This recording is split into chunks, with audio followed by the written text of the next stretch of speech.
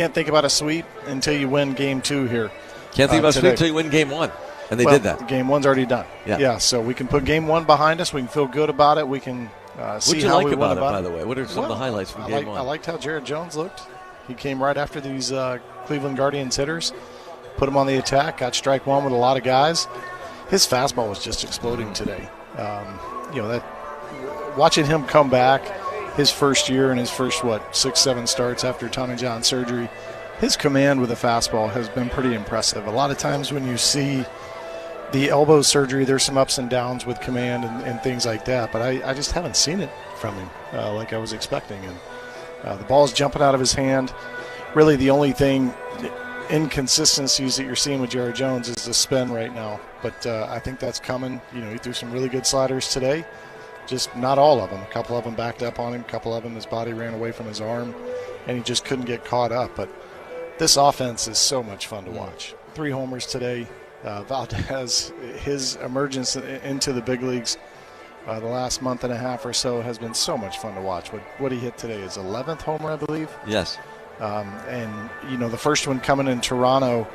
Puedes ser el dueño de grandes momentos del béisbol. MLB Auction te permite participar en la subasta de bates, bolas y jerseys autografiados, con artículos de tus equipos de grandes ligas favoritos, leyendas y jugadores. Visita auctions.mlb.com. Baseball's brightest stars take the field for the Major League Baseball All-Star Game. Baseball brings us together. Last time you guys went head-to-head, it was a little more stressful. This is a little more chill of a day. This is much better. I can give Schneid's a big old hug. All is right, and Mike Trout is playing in the All-Star Game. And the Yankees have all 3 runs batted in. Front door sinker's probably a bad idea, huh? Let's do it. Juan's got a look on his face like, man, that's nasty. How about a 3-strikeout first inning? Technology break. In every voice rising from the crowd, there is hope. Oh, what a play, Ernie Clement. Wow! In every at-bat, the opportunity to take your swing and to write your place in history. Wow, that ball is absolutely destroyed by Miguel Vargas. The American League has pitched the first shutout in the All-Star Game in 13 years. Cody, congratulations on the 2026 All-Star Game MVP. What is something that you snack on that you don't worry about? I love Uncrustables. I could eat like 10 of them in one sitting. And no regard for his body? I don't even wait till I thaw out. Hey, put them in a toaster next time. Just toast it, yep. It'll change your life. Yeah, just an incredible play by Riley Green. You're an all-star on the field and off, bro. I appreciate it. Hey, thank you. Riley Green, bro, food genius.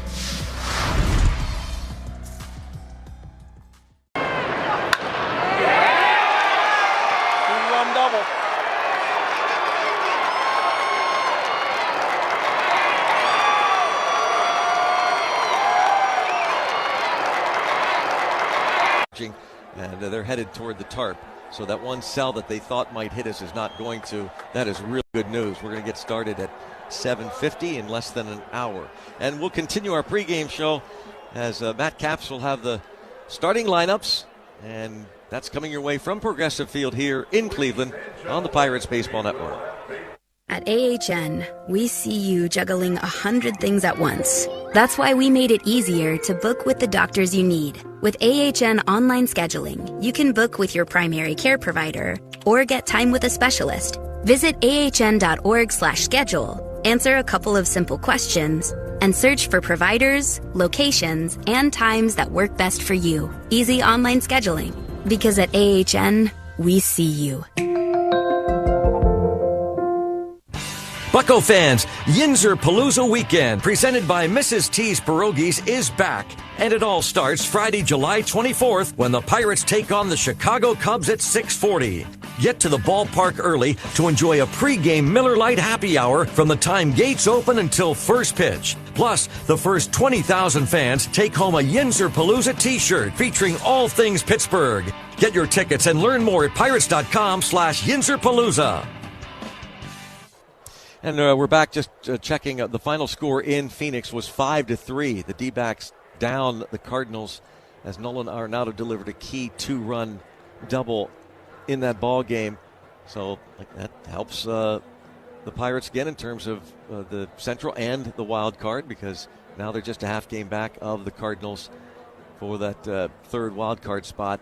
The Marlins right now trail 8-3 in Milwaukee, so they could be in a tie with Pittsburgh for that final wild card spot in the National League. Other final scores: Kansas City beat the San Diego Padres 6-1. Salvador Perez hit his 12th home run of the year. Mentioned that the Cubs beat the Twins 6-2. Despite Cody Clemens hitting 2 homers, they were solo shots, his 17th and 18th of the year. The Cubs have won 21 of their last 30 games. Matthew Boyd went 6 innings, gave up a run on 3 hits. Michael Busch. The people are welcoming, they're loving, they're caring. So if you're looking for a familial feel, definitely Asheville. It's Asheville. That's all you got to say. Yeah. They're excited to be back and back on their feet, so it's been awesome to see the rebuild. Winning or losing, like everybody's there having a good time rooting us on, so I've always enjoyed that the whole year. You play here at the tourist park and you feel like you're back in the old days playing real baseball. Nestled right into the mountains there. That's right on a cliff. Mariano Rivera, cutter man, what can you say? Because lefties had no chance against him. Randy Johnson. So all you want to do is try to make contact and put the ball in play. Don't get hit in the head and just try to pull it in play. Mr. Greg Maddux, another great teammate, great player. Hey, this is a beautiful card right here. This card tells you and lets you know that I got him. When you see that finish high, you know that he's in the books. Was that ball crushed? Baseball's brightest stars take the field for the Major League Baseball All-Star Game. Baseball brings us together. Last time you guys went head-to-head, it was a little more stressful. This is a little more chill of a day. This is much better. I can give Schneid's a big old hug. All is right. Mike Trout is playing in the All-Star Game. And the Yankees have all 3 runs batted in. Front door sinker's probably a bad idea, huh? Let's do it. Juan's got a look on his face like, man, that's nasty. How about a 3-strikeout first inning? Technology break. In every voice rising from the crowd, there is hope. Oh, what a play, Ernie Clement. Wow!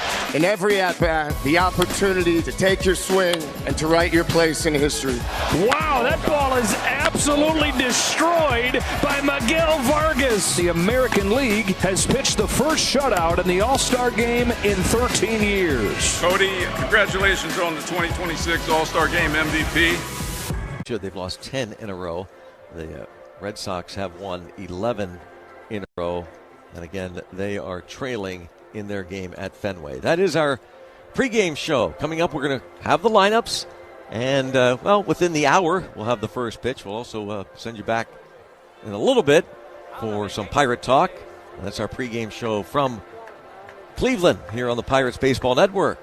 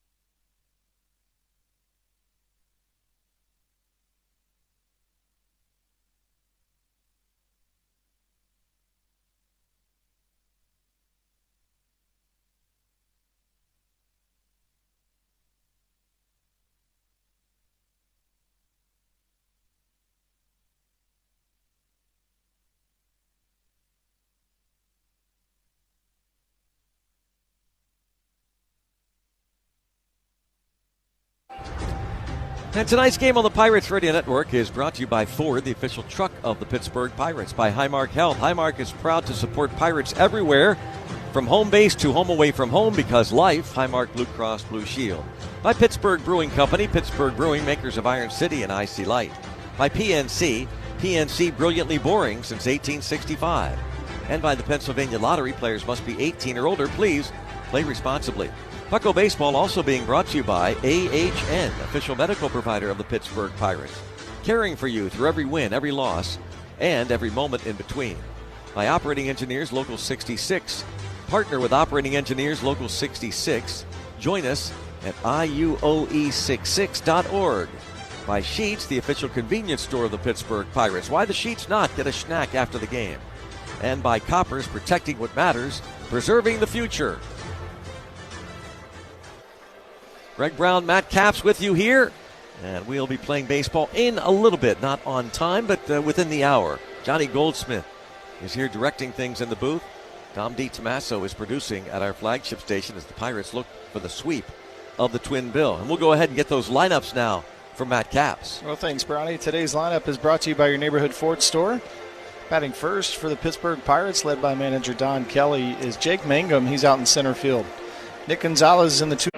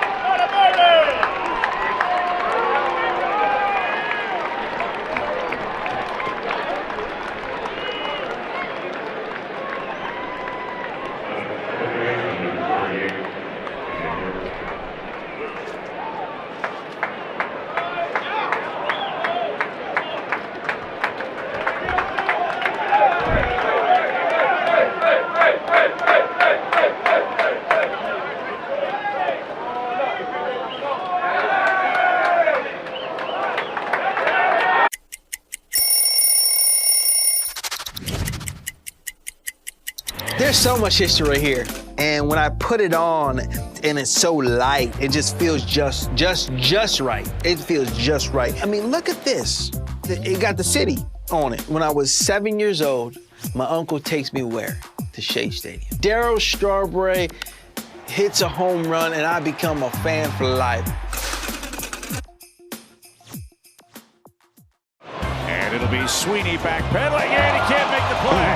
And there goes the no-hitter. It's rolling. Does it go fair? Yes, it does. That's a fair ball.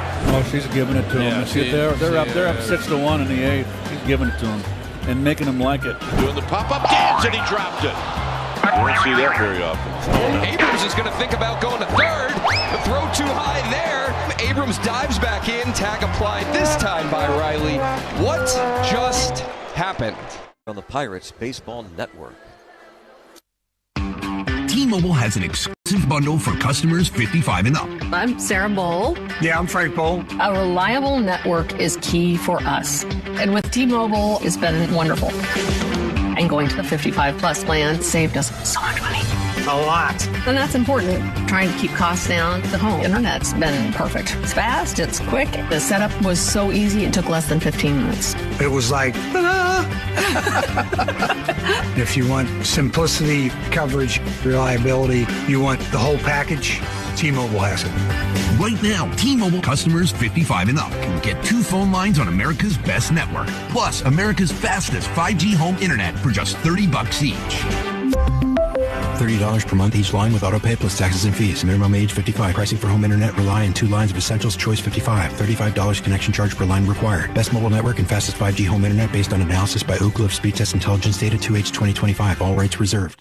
Yinzer Palooza Weekend, presented by Mrs. T's, continues Saturday, July 25th, when the Pirates take on the Chicago Cubs at 6:40. Get down to Federal Street early to enjoy a pregame block party featuring live music, drink specials, and more. Plus, the first 20,000 fans take home a Dr. Robbie bobblehead in honor of the Pittsburgh-based, Emmy Award-winning HBO Max original medical drama, The Pit. Get tickets at pirates.com/YinzerPalooza. That sound, that's home. When you're watching the Bucks, you don't reach for just any beer. This is Pittsburgh. We show up for our team, and we stand by our own. If you want to hit a home run in your town, drink local. Iron City Beer, brewed here since 1861. A true fan favorite. We're cracking IC Light. Clean, crisp, and built for game day in the new JUL Stars can. So next time you're in the stands, ask yourself, are you drinking for some other city, or are you drinking for your town? It's your town, your team, it's your Iron City and IC Light. Iron City Beer and IC Light. Proudly Pittsburgh.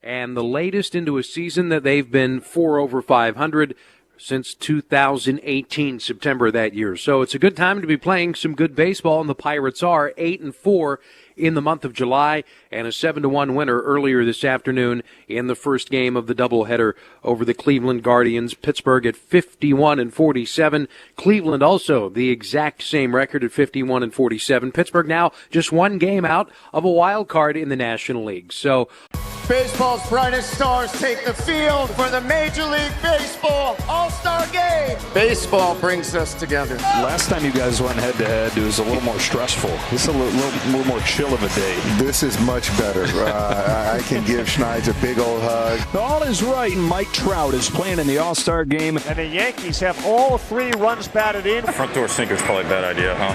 Let's do it. Juan's got a look on his face like, man, that's nasty. How about a 3-strikeout first inning? Technology break. In every voice rising from the crowd, there is hope. Oh, what a play, Ernie Clement. Wow! In every at-bat, the opportunity to take your swing and to write your place in history. Wow, that ball is absolutely destroyed by Miguel Vargas. The American League has pitched the first shutout in the All-Star Game in 13 years. Cody, congratulations on the 2026 All-Star Game MVP. Well, if you look at the infield, they just came out and put, diamond dry everywhere except where McKinstry needed it right here, and he loses his footing. Wonder when he realized he broke his chain. With an all-star bonus, he can get a new one. I don't know what is causing this, but we have seen more bats leave players' hands at the plate this year than I've ever remember. Wait, shot. Got a chance. Yeah, that looks like it would have been a home run, fellas.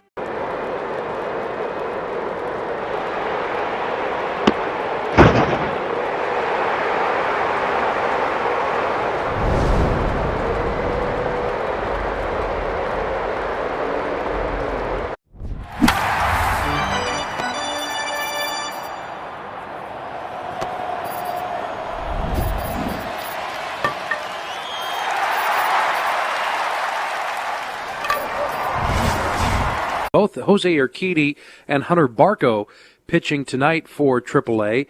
Justin Mize, pride of Bethel Park, 1-1 inning and a third, 1 run allowed, no hits. But Urquidy and Barco throwing. Barco was sent back to AAA today, not from the big league club, but he was hurt, so he moved up to AAA, I guess is the best way to say it. He had his rehab transferred and was active on the AAA roster for the first time today. So 3 scoreless innings for Barco. Urquidy has a 364 earned run average. He got the start, 3 innings, 1 run on 2 hits. So those are a couple of guys, if you're looking for some capable arms, especially in the case of Urquidy, and was somewhat surprised that the Pirates didn't go to him, considering it was his pitch day.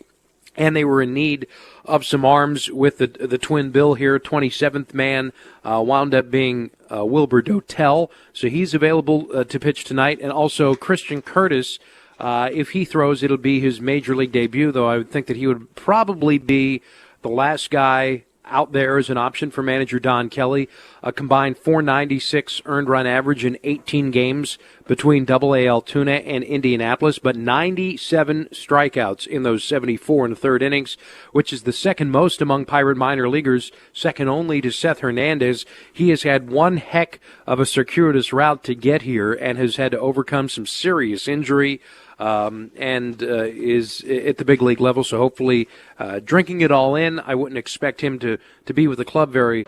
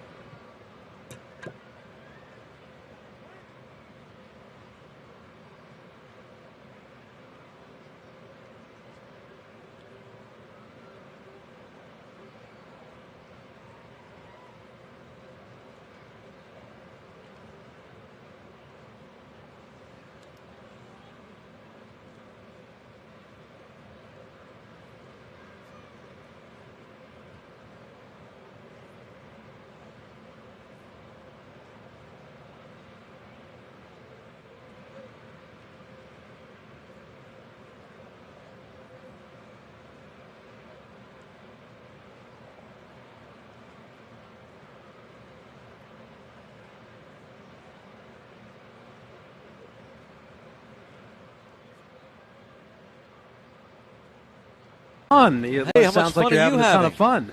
How about you? It's Huh? it's a lot good stuff. Good stuff. Good stuff. Really good stuff. What are you doing in your That's downtime baseball, nowadays, Dan? baseball.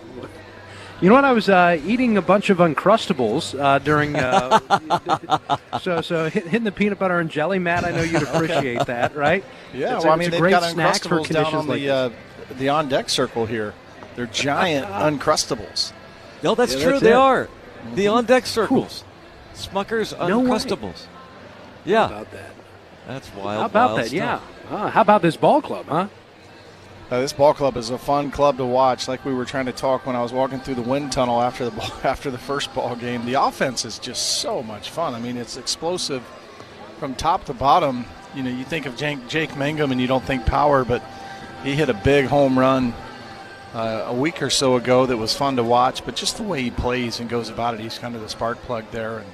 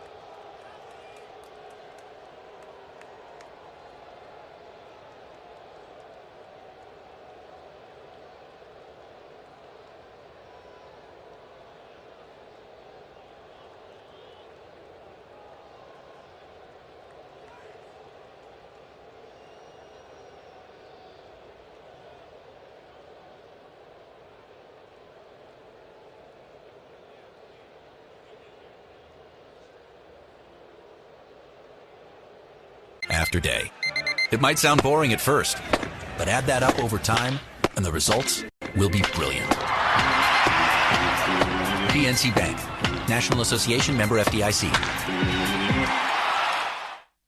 Welcome back to Progressive Field here in Cleveland, Ohio, home of the Cleveland Guardians, where we are getting ready to watch Logan Allen take the mound for his first start of the 2026 season. I got to correct myself. I said making his season debut. He does have one relief appearance for the big league club on the season. And for the visiting Pittsburgh Pirates, led by manager Don Kelly, batting first, Logan Allen is going to see Jake Mangum, who's playing center field. Nick Gonzalez is in the 2-hole. He's playing third base. Brian Reynolds in the familiar 3 spot, playing left field.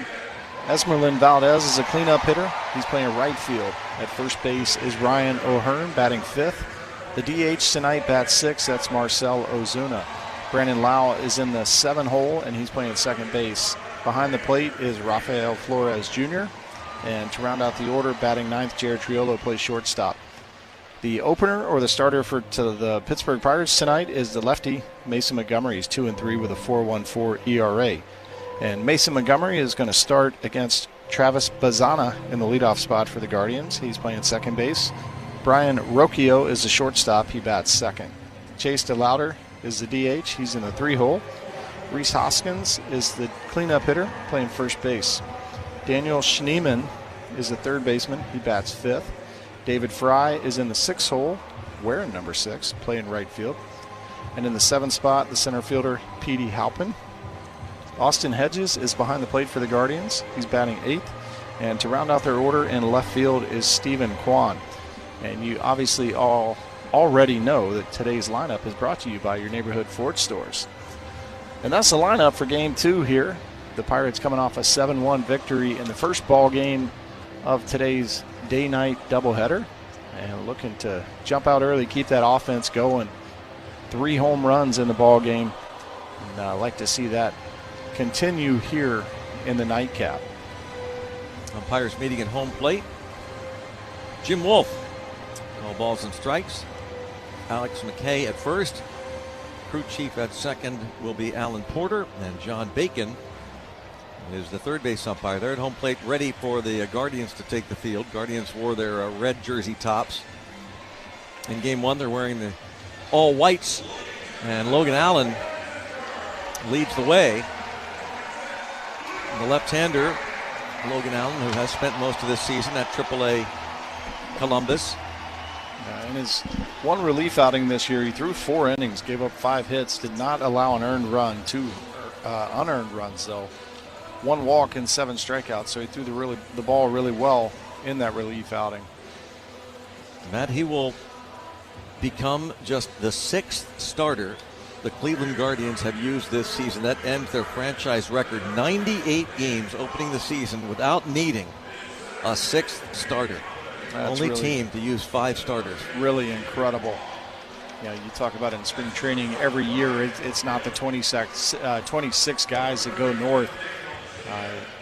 That really impact the ball club throughout 162. It's usually 35 to 40 different guys, and that certainly matters for the starting rotation as well. It's very rare to see just 5 starters go this deep into a ball game, guys. You know, especially in today's day and age, limiting innings and pitches and things like that. Skip a guy's start in the rotation, bring a guy up for a spot start, different things like that. So pretty impressive what the Cleveland Guardians have been able to do with their 5 starters so far. Left-handers have been giving the Pirates trouble this year, left-handed starters. That might be something we talk about in the past tense, because the Pirates beat Robert Gasser and the Brewers on Sunday. They beat Shane Drowan, the left-hander of the Brewers, Game 2 of their doubleheader on Saturday.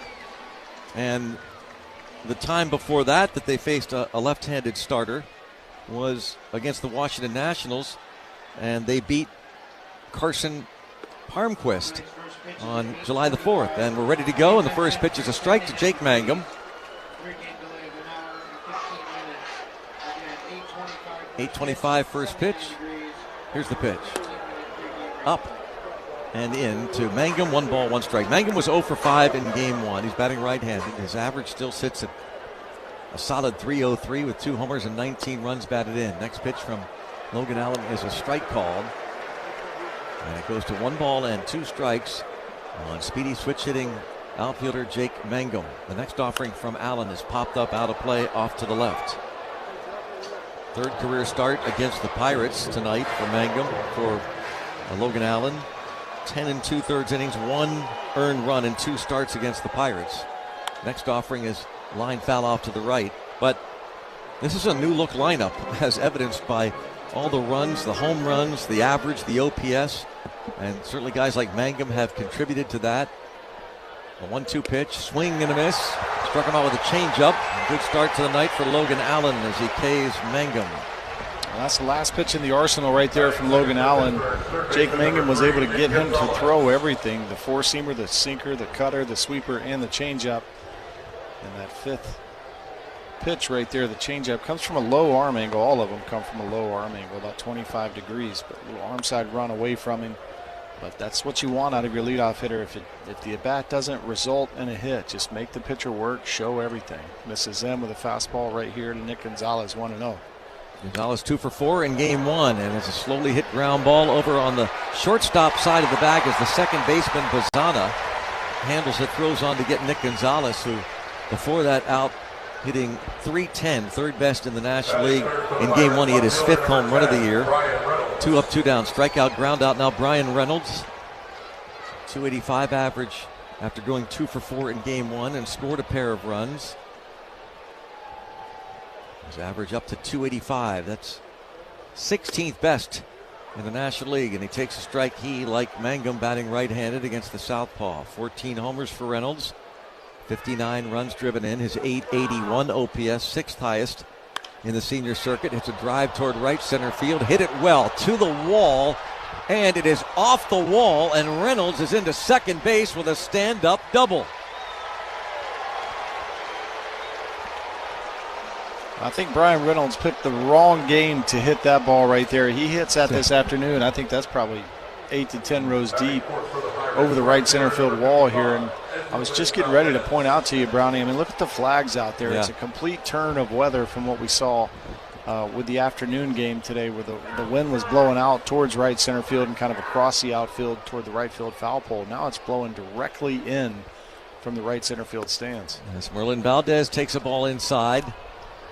You know about Valdez hitting another home run in game 1. 11 now for the rookie. Hitting .306 with 29 runs batted in. OPS over 1,000. He takes a pitch down low. The sweeper from Logan Allen. And his 2 balls and no strikes on Esmerlin Valdez. Just 98 Major League at-bats with all those gaudy numbers.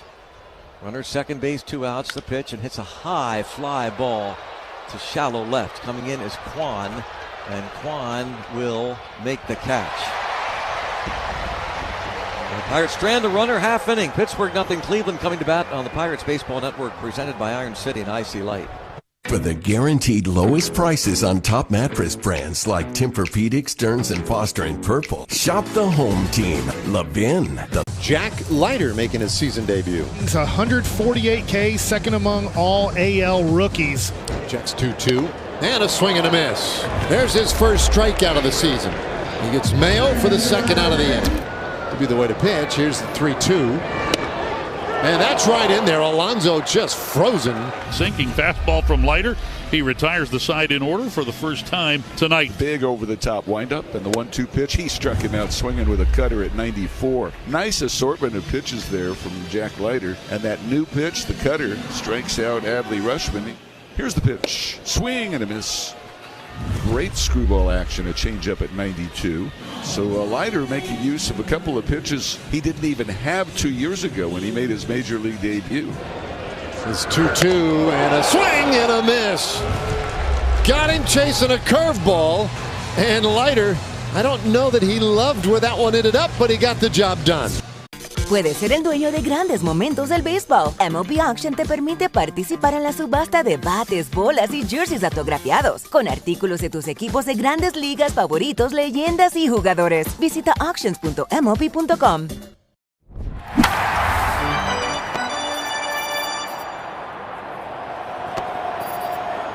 like an Abdallah. Speeding while driving gives you less time to react. Another car could turn out in front of you.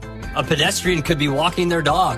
Follow the speed limit to keep them safe. Speeding catches up with you. Paid for by NHTSA.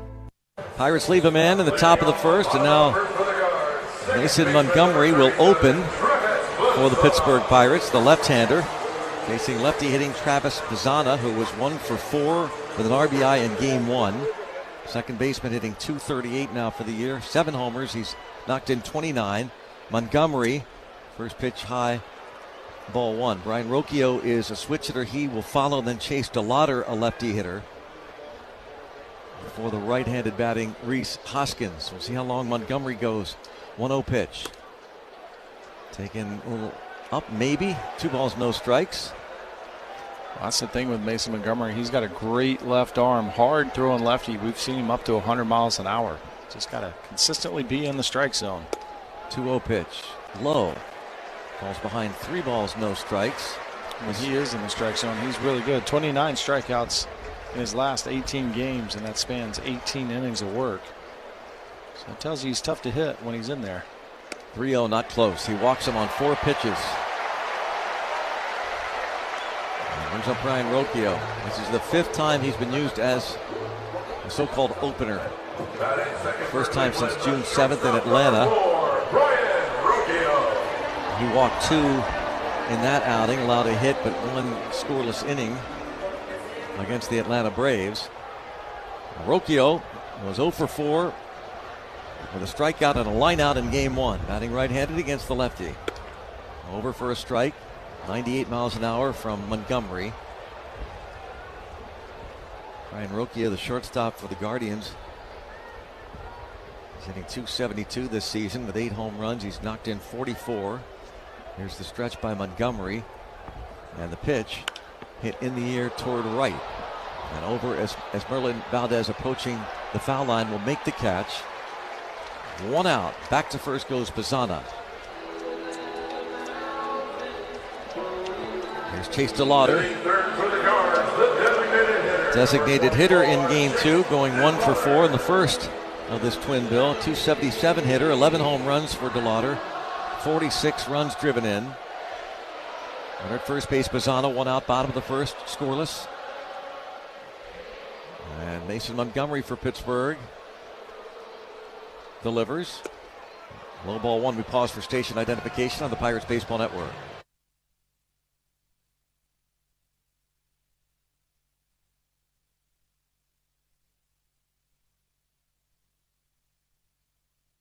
One ball, no strikes. The stretch by Montgomery in the pitch. That's over for a strike at 99 miles an hour. Rhys Hoskins on deck. 1-1. Now Montgomery delivers. A little bit low, maybe a curveball from Mason Montgomery, and he wants to challenge. Catcher is challenging the ball call. Looked as though at the behest of Montgomery, but Flores gets the call and call's overturned. Pittsburgh still has 2 challenges remaining. About half the baseball caught the bottom of the zone. So good job there by Rafael Flores Jr., the Pirates catcher. And it's 1 ball and 2 strikes on DeLauder. Montgomery at the belt. Looks to first and delivers. And a chopper over the mound. Second baseman coming in, and Lau will throw to first to get the out there. On the play, Bazzana goes to second. Did you see Bazzana right there? Once he got past Brandon Lau, he went ahead and dove in. And really, the chopper right here kind of took away the chance for the double play, but I think the only opportunity that Brandon Lau would have had to make a double play right there is if he could have gotten the baseball and tagged Bazzana and then thrown the ball to first base, but Bazzana kind of took a little step towards into the infield and then dove to second base. Here's Rhys Hoskins, swings and misses the fastball. Hoskins 1 for 4 in Game 1. His average has dipped to 179. He's hit 9 home runs in his first year with the Guardians and driven in 31. Pitch from Montgomery, fouled back. This time a fastball at 100 miles an hour. And now Montgomery ahead of the count. No balls, 2 strikes.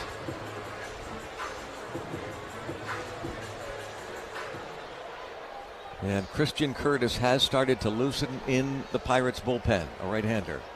0-2 count. Montgomery's pitch. Line foul up against the high netting. Past the dugout on the left side.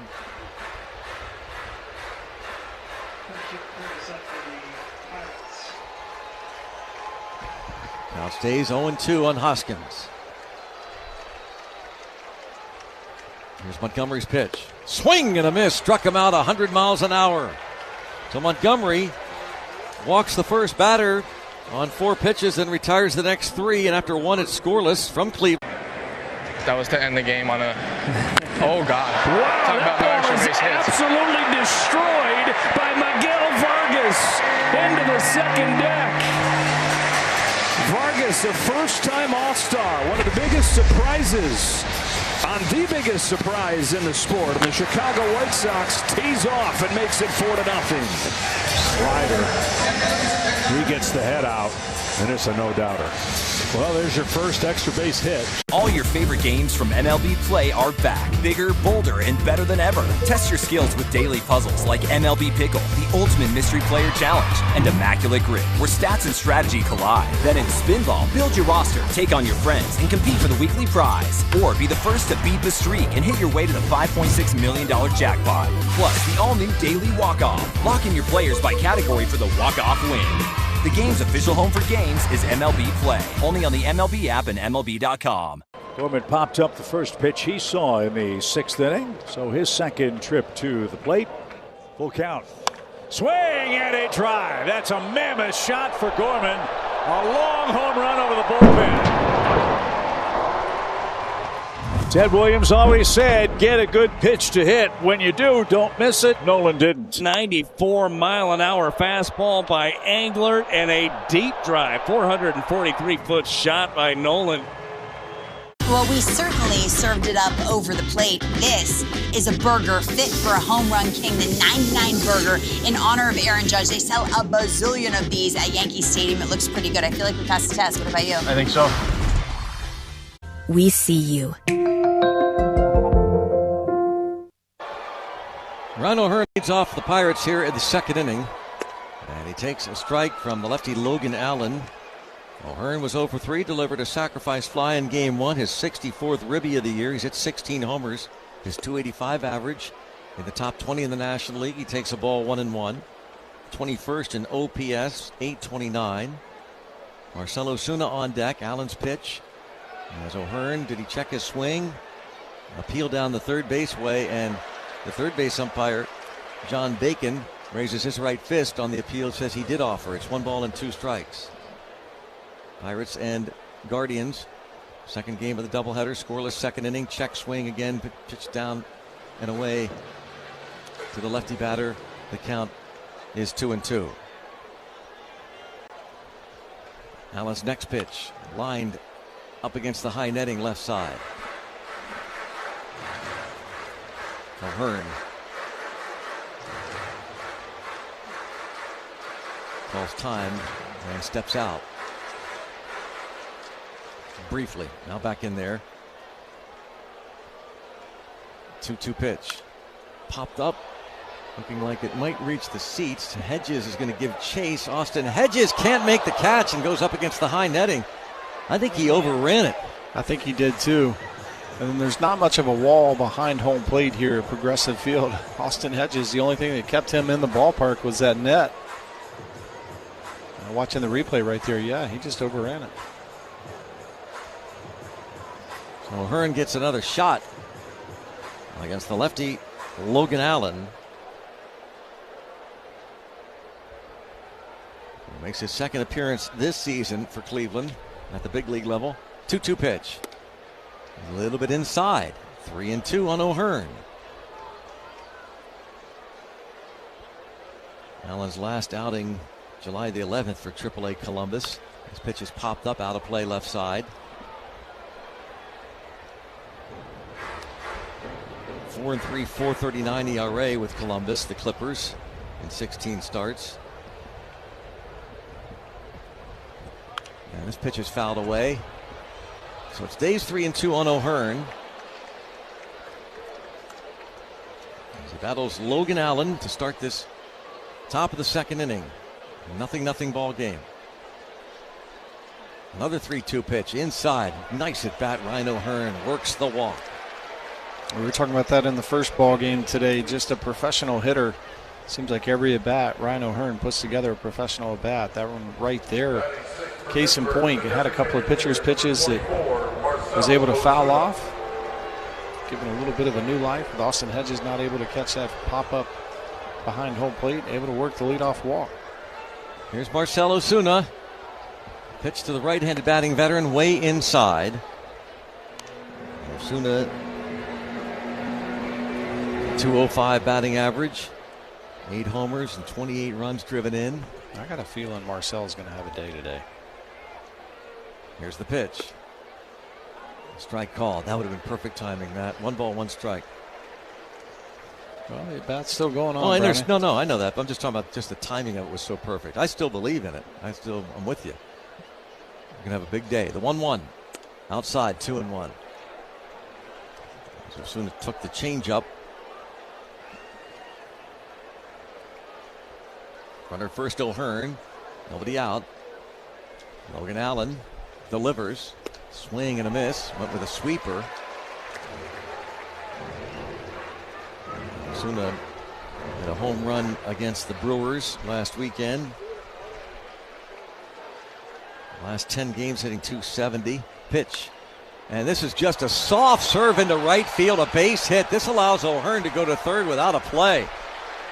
Osuna looked like that was his intent, to push the ball to the right side between the first baseman Hoskins and the second baseman Bazana. It's first and third and no one out.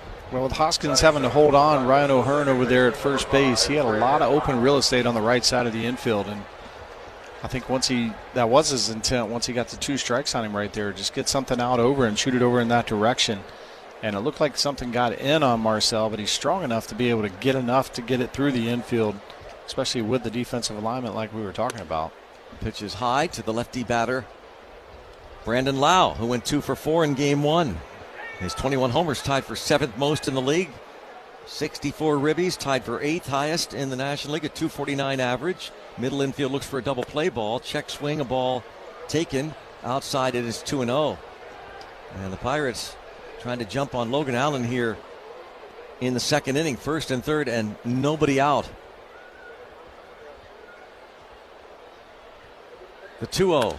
Fly ball to right field, deep, back to the wall, and it will be caught at the base of the wall. It'll be a sacrifice fly for Lau, and once again, the wind blowing in knocks that potential 3-run homer back, but the Pirates take a 1-0 lead as O'Hearn scores. Osuna remains at first. Yep, it's 3-0 right now if it's the 1 o'clock afternoon game that we played today.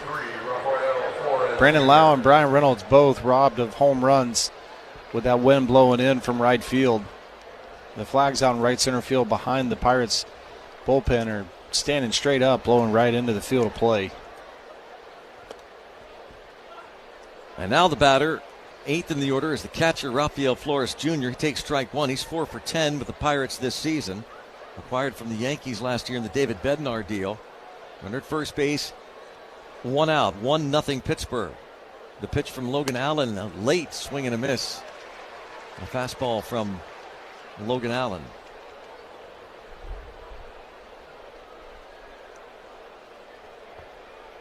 Came up from AAA Indianapolis 10 days ago with the Indians in 65 games this year, hitting .228, 4 homers, 38 runs batted in. Had been hot over the last couple of weeks. And he calls time. And Rafael Flores, big right-hand hitter, stepping out. And now he's back in there. Count of 0-2 on Rafael Flores Jr.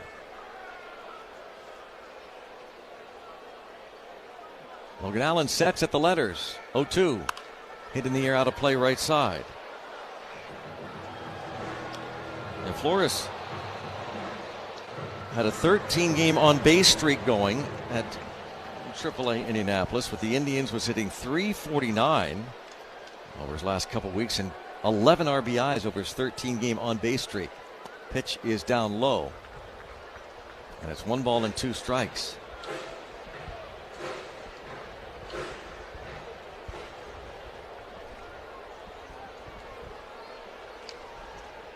One and 2. Allen sets. Pitch to Flores. Outside and low. 2 balls, 2 strikes.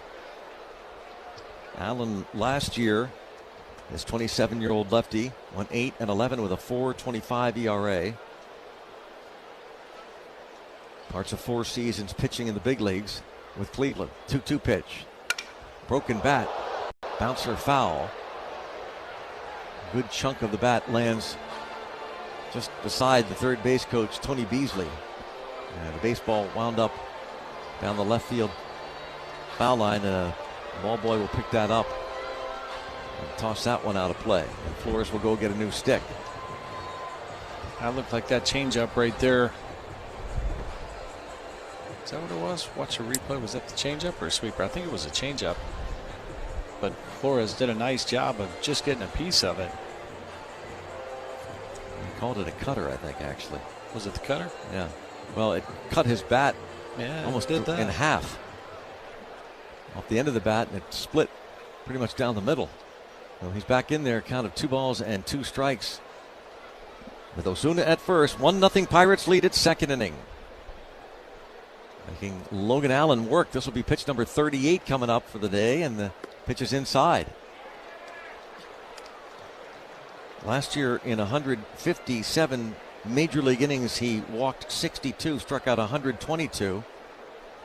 Second round pick 6 years ago by Cleveland. 3-2 pitch. Popped up first base side, and it will get out of play. Good talking Matt Capps. Rhys Hoskins, the first baseman, ran out of room.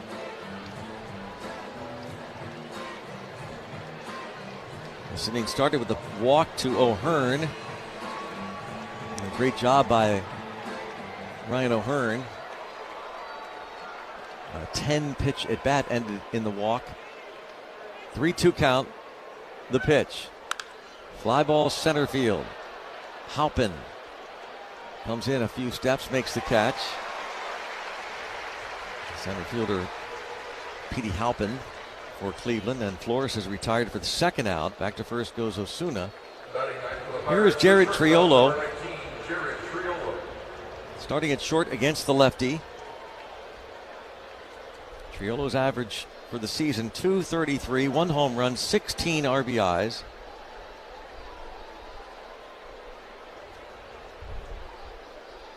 The lefty Allen delivers to Triolo, and he takes ball 1.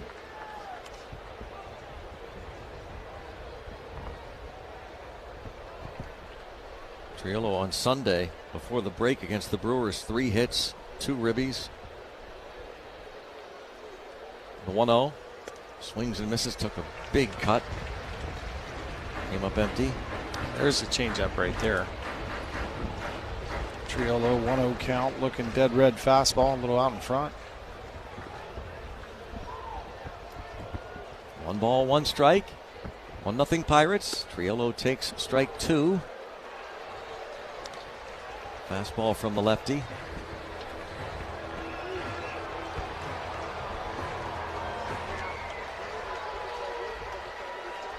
Triolo hitting .250 against lefties this season. Allen with a 1-2 offering. Round ball, right side, base hit. Wasn't hit hard, just chopped. Rhys Hoskins, the first baseman, took a step to his right, reached out his glove. It skipped past him, and it's first and second, and back to the top of the order in Mangum. Yeah, just like the Marcell Ozuna at bat right there. Once he got 2 strikes on him, kind of shortened up, think the other direction. And when you have a right-handed hitter facing a lefty like Allen out there that has a good changeup, that's what you want to do. It's going to keep you on the pitch a little bit longer. And then if you do get an off-speed pitch, you're in position. If it's a hittable off-speed pitch, you're in a position to do some real damage to the pull side. Long. Sorry, go ahead. You're trying to pull everything, and you get that changeup or you get that cutter down. You're going to swing over the top of it.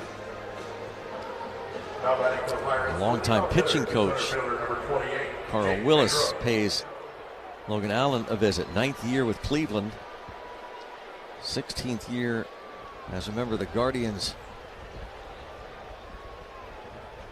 And he's back to the dugout as Mangum steps to the plate. 0 for 5 in game 1, struck out in the first inning of game 2. Ground ball to third. And Schneemann will step on the bag to retire Mangum and the Pirates. But the Bucks score the first run of this second game of the doubleheader and head to the bottom of the second. Gathers himself and he gets Benj on a nice play by Bryson Stott over there at second, diving to his left. One pitch and another one pitch out. Dead center field into the batter's eye for Francisco Alvarez. A solo home run gives the Mets a 1-0 lead. 1-2, swing and a miss. He struck him out. Ball in the dirt for Devin Williams. His 14th save this season and the 100th save of his major league career. Beatty has left the yard. 5th home run of the year comes off Nola here in the 7th. It's 2-0 Mets. His second blast of the night, and back-to-back homers make it 3-0 New York. Strike 3 called. Phillies lose the challenge. Christian Scott has struck out 7 Phillies through 5 scoreless innings, and he and the Mets take a 1-0 lead into the 6th. Shea Langoliers, who's made the most noise in this game out of anyone. Shea drives it to deep center field. Varsho going back, still going as far as he can go. This game is tied. A crowd silencer in Toronto. A 2-homer game for Langoliers, and we are all evened up at 2. Knotted in 2s, and Langoliers gets one center cut and unloads, just pummeling baseballs.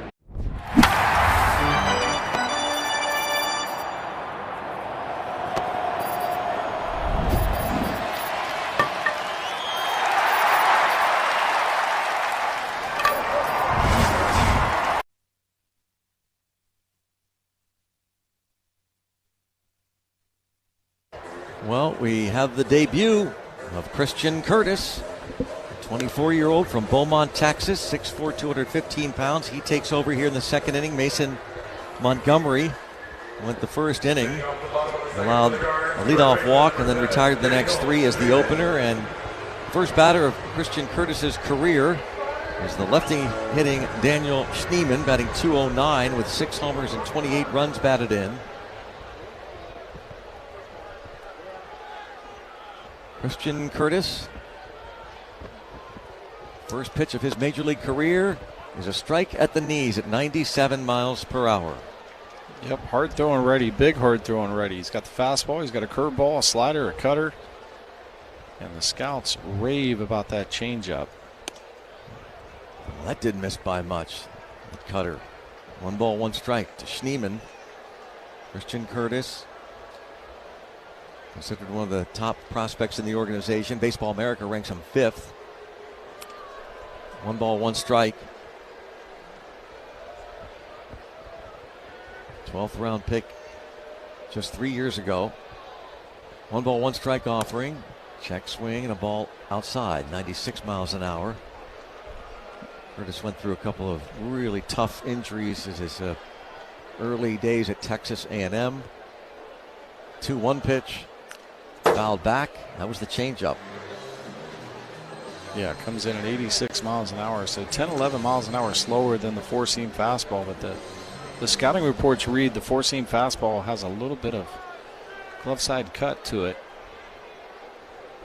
and then the changeup has a lot of arm side run. 2-2 from Curtis. Looked like he doubled up low. with the changeup there. And it's 3-2. Curtis, 18 games, 16 starts combined between AA Altoona and the AAA Indianapolis Indians. Had a .496 ERA. 3-2 pitch. Swing and a miss. Struck him out with that cutter. First at bat of his career, and you can hear a lot of folks from Beaumont, Texas in the stands cheering on Christian Curtis. He strikes out Daniel Schneemann, the first batter he faces in the big leagues. Yep. Nick Gonzalez throwing that baseball off. That'll end up on a mantle. A keepsake for Christian Curtis for the rest of his life. Hopefully the first of very many in a Pittsburgh Pirates uniform. Batter David Fry takes ball 1. Fry, a right-handed hitting outfielder, a .203 average, 6 home runs, 13 RBIs for David Fry. 1 ball, no strikes. 1-0 Pirates, second inning. Christian Curtis, his major league debut for the Bucks, the 1-0. A little bit in. Curtis wears number 64.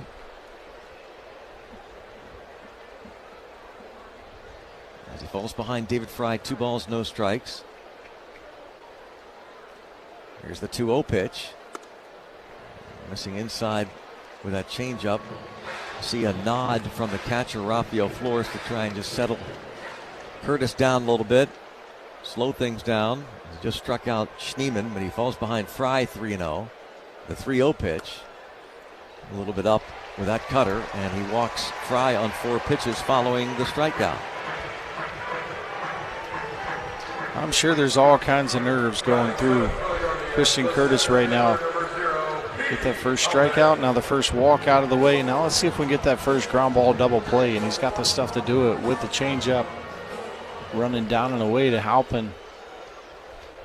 Could get something off the end of the bat on the ground on the infield. That cut fastball in on the hands could get a ground ball. Speedy outfielder, lefty hitter Halpin takes low ball 1. Petey Halpin with just 11 hits in 61 at bats. That's a 180 batting average. No homers, 1 run batted in. Runner at first, 1 out. Second inning. Christian Curtis for Pittsburgh with a 1-0. That's over there crisply with a strike. 1 ball and 1 strike to count. On Petey Halpin, Austin Hedges on deck. Curtis at the belt, the 1-1. Ground ball past the pitcher, shortstop steps on the bag and on to first. Triolo to the first baseman O'Hearn. And the out is called, but we might have a challenge. First base coach Sandy Alomar claiming he was off the bag. We'll wait here to see if Stephen Vogt decides to challenge. He does not. Double play and a scoreless.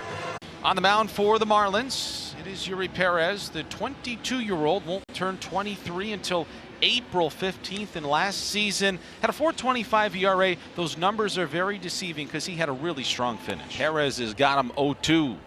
See ya.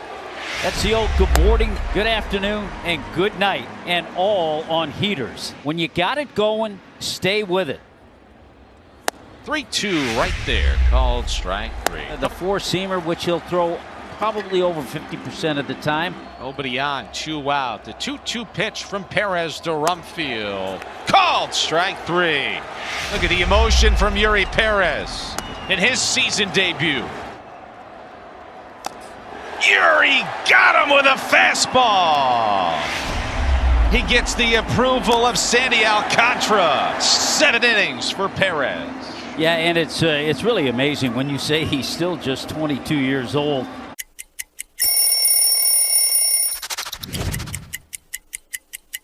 Here we go. This is a classic road jersey for Boston. This is the first uniform I put on when I came with Boston. When you see those 2 socks together, that's one thing I know I had to do. I had to make sure I had my red socks high, okay? My 2 red socks, because, you know, there's 2 here.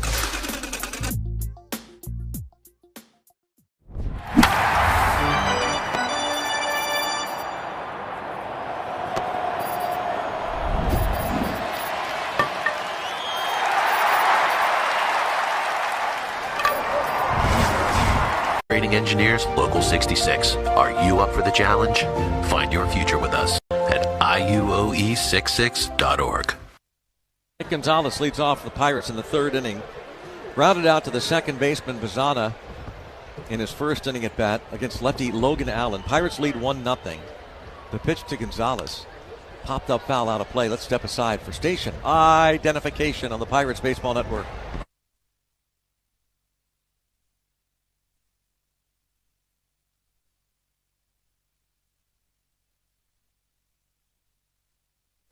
Line drive left field. Base hit for Nick Gonzalez. Goes to the left field corner. And Nicky G into second base with a stand-up double. Beautiful piece of hitting right there from Nick Gonzalez. Looked like a cutter trying to get down in the zone from Allen right there. And Nick Gonzalez does a nice job going down and getting to it. Came in at 90 miles an hour. Just tucked it nicely down the left field line right there. The third inning brought to you by the Ironworkers Local Union number 3. We don't go to the office, we build it. Pirates trying to build on their 1-0 lead. Brian Reynolds doubled off the wall in right center field in his first inning at bat. He steps in there now against Logan Allen. And the pitch to Reynolds. Taken low for a ball. Has Merlin Valdez on deck. Reynolds was 2 for 4, scored a couple of runs in game 1. Here's the 1-0. And it catches the inside corner for a strike. Reynolds batting right-handed.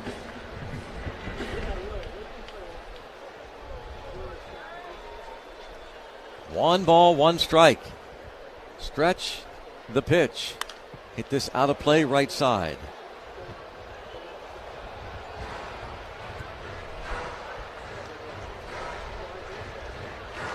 Reynolds on another on-base streak. He's now reached base safely in each of his last 13 ball games.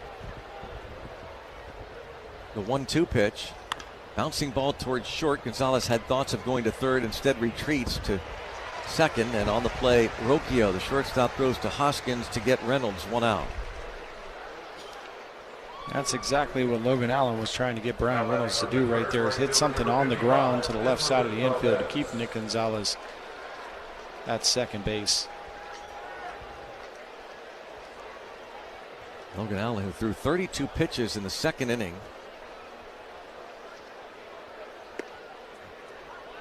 There's a strike called on Esmerlin Valdez, who flied out in the first inning to the left fielder Kwan. Hit it high in the air. Here's the 0-1, and hits this one very high to shallow center field. Coming in is Halpin. Halpin having trouble seeing it. They don't see it. He doesn't see it at all. And the ball drops in shallow right center field. And Nick Gonzalez is going to come home and score. How about that?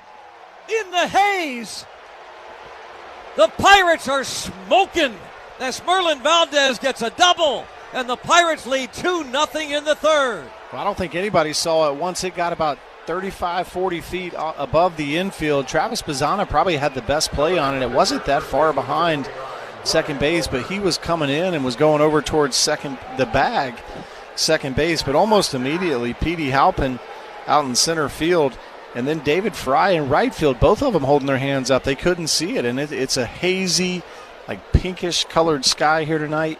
Ball bounced to second, and on the play, Bazzana throws to first to retire O'Hearn. On the play, Valdez to third. And what a fortunate break right there for Esmerlin Valdez. That's when you put double on the scorecard, that's not exactly what you think when you think about Valdez swinging the bat, but he'll take it. Here's Osuna. By the way, that's 30 ribbies for Valdez. 30 RBIs. The pitch. And Osuna pops this out of play off to the right. And you got to give some credit to Nick Gonzalez, base runner right there, too. He saw the baseball, and then once he saw both outfielders holding their hands up, the positioning of Travis Bazzana at second base, he knew that they weren't going to have a play. He put his head down, started running, and was able to score fairly easily. Osuna takes high. What's weird about that, I don't think I've ever seen that. The two outfielders putting up their arms, they couldn't see it. The ball dropped in shallow right center. It's as if the second baseman, Bazzana, would have had a better shot at it. One ball, one strike. That's what I was thinking, but I don't think Bazzana saw it off. No, this ball's fouled off. I'm just saying where it landed. If it's a clear day, that's the second baseman's ball. Yep.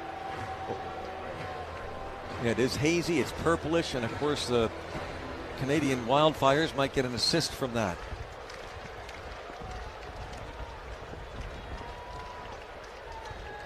One ball, two strikes to count on Osuna. Runner at third base. The pitch.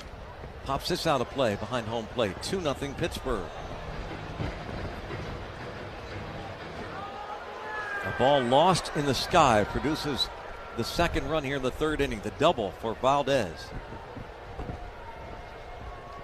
Count is 1 ball, 2 strikes. Allen's pitch. Fouled it back. Behind home plate, stays 1 ball and 2 strikes.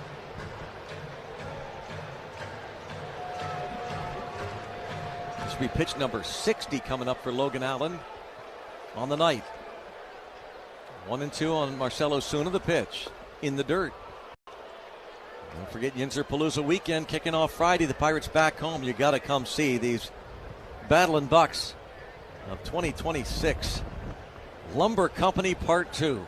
6:41 pitch Friday. First 20,000 fans get a Yinzer-Palooza themed t-shirt presented by Mrs. T's Pierogies. As Ozuna takes a sweeper outside, he's worked the count to 3-2. Go to Pirates.com/Yinzer-Palooza.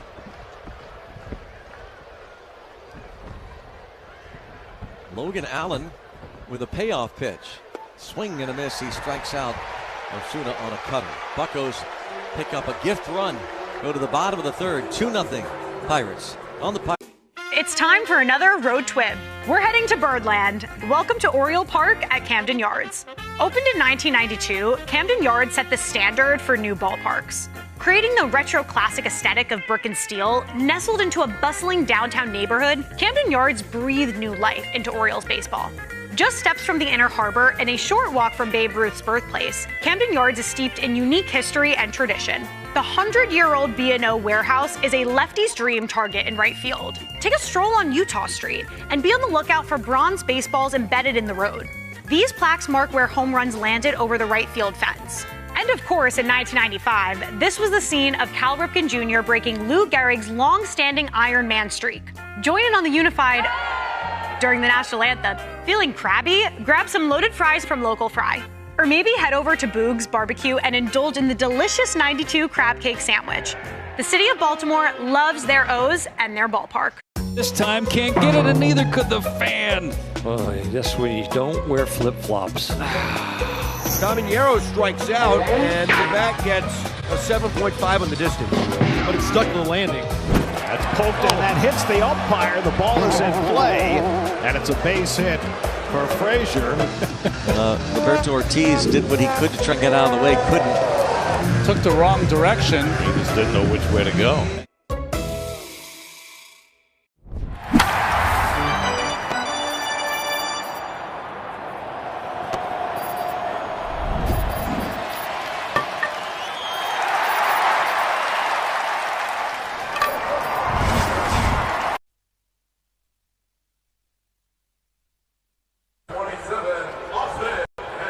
It is 2-0 Pirates. And Christian Curtis making his big league debut. Pitched a scoreless second inning. Now he faces former Pirate Austin Hedges, who has an eye-popping .289 average this season. Swing and a miss with 3 homers and 14 runs batted in. Austin Hedges, his OPS is .762 for the defensive-minded veteran backstop. The pitch to Hedges is a pop-up. And see if the Pirates can see this ball. It's the second baseman out, and Brandon Lau makes the catch. He waved off both Mangum, the center fielder, and Esmeralyn Valdez to make the catch. Yeah, almost to the same spot as that one that Valdez has dropped in, maybe 10, 15 feet to the right from our vantage point. So towards the right field line. And who made the catch? The second baseman, right? Yeah, that's right. I think if anybody on the field, Travis Pisano was best positioned to make that play. Just gave up on it off the bat. Pitch is a strike to Stephen Kwan, who was on base 3 times, 2 for 2 to walk in game 1. Lefty hitter, 9th in the order. Kwan swinging a hot bat lately, has lifted his average to the .230 mark with a homer and 16 ribbies. Takes a pitch in the dirt from Christian Curtis.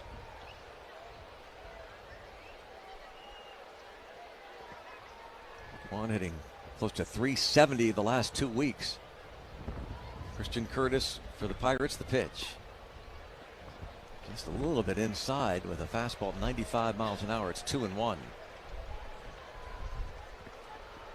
Curtis turned 24 of first week of May. The 2-1 pitch. Check swing foul. Bounces it toward the third base home dugout.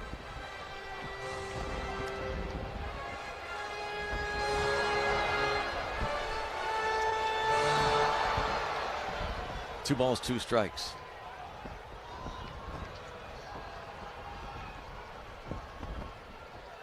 Christian Curtis the pitch. Kwan takes a little bit up.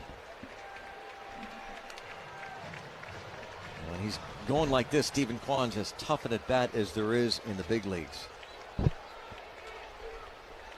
3 balls, 2 strikes. Curtis the pitch. Fouls it back. Good test here for Curtis, who struck out the first batter he faced in the big leagues, Daniel Schneemann, left-handed hitter in the 2nd inning. Then after a walk, he got a double play ball. Still 3-2. And another payoff pitch from Curtis to Stephen Kwan is hit the other way, foul. Just slapped it over there, past third. It stays 3-2. You got to go with that changeup right now. If he can command that changeup down at the bottom or just below the strike zone, he's going to get Kwan here. Another 3-2 pitch and a line drive base hit to left field. Went with a fastball and he hit it hard into left.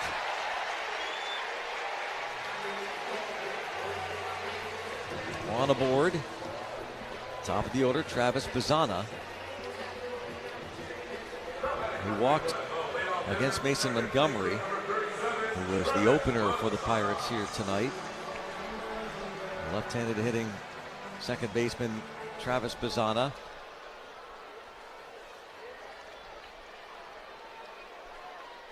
With Kwan at first.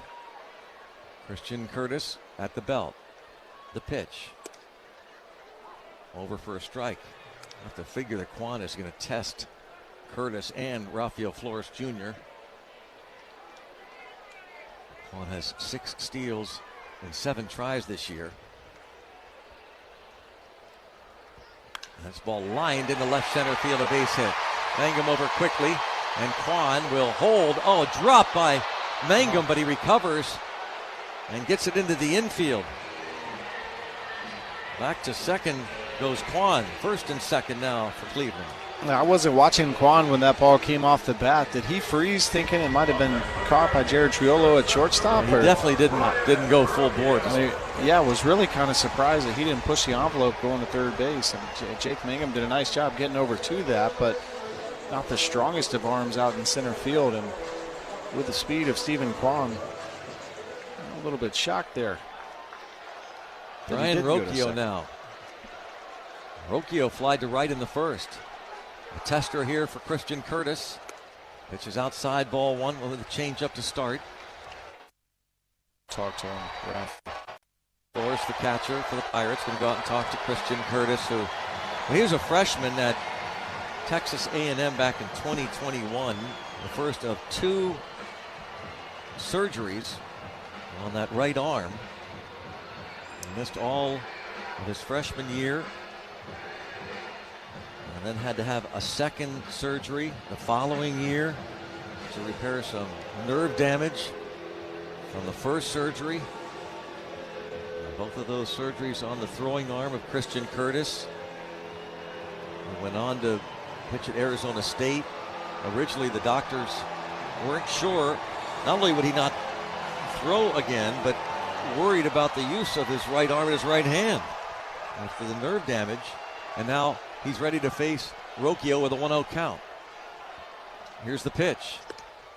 And a strike is called. Change up, it's 1 ball and 1 strike on Rocchio.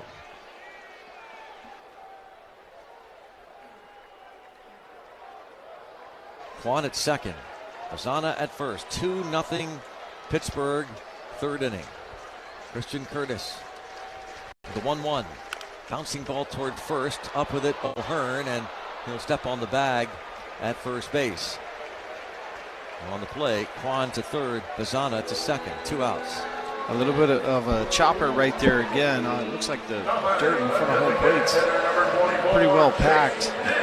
Took the sting out of that hit right there. Didn't quite give Ryan O'Hearn enough time to get a double play. And I think if he had fielded it and put his foot down and made the throw to second base, could have had Bazzana at second base, but it would have taken a perfect throw. Ryan O'Hearn wisely just going with getting the out to get the 2 outs here in the inning.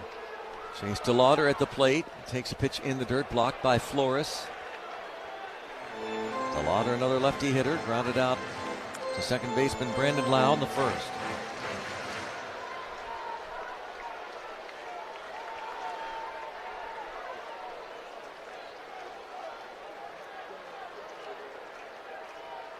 Curtis delivers. Bouncing ball right side, foul.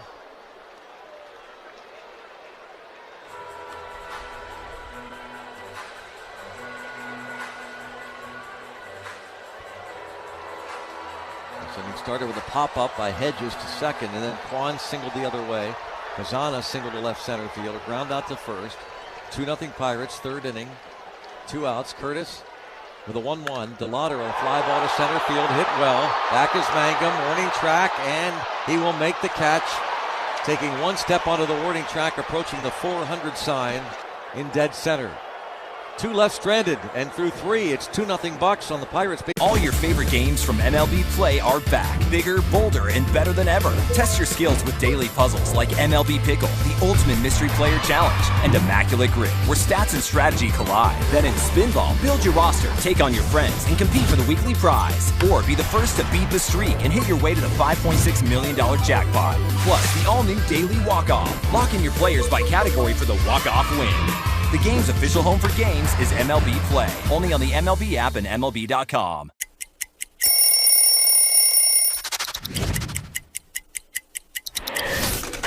Wow. Old school D-backs jersey. This was our alternate jersey that we wore on Saturdays. I was the first team to wear the new colors. They called it Sedona Red. Don't mess up that color. Every time I wore this jersey, I would wear the high socks, black jersey, black hat. I just thought it was a really smooth look, and this is one that I'll never forget. Rays now chasing a 2-1 deficit as Johnny DeLuca comes up. Hey, there's a shot. Well tagged off the bat of DeLuca. That baby is gone. And the Rays tie this on one swing of the bat from Johnny DeLuca. A rocket shot. It sounded good, looked even better. That cleared the bullpen and went up into the second deck. 438 feet, longest shot for DeLuca in his career. Not a smidge of doubt. That ball was absolutely mashed.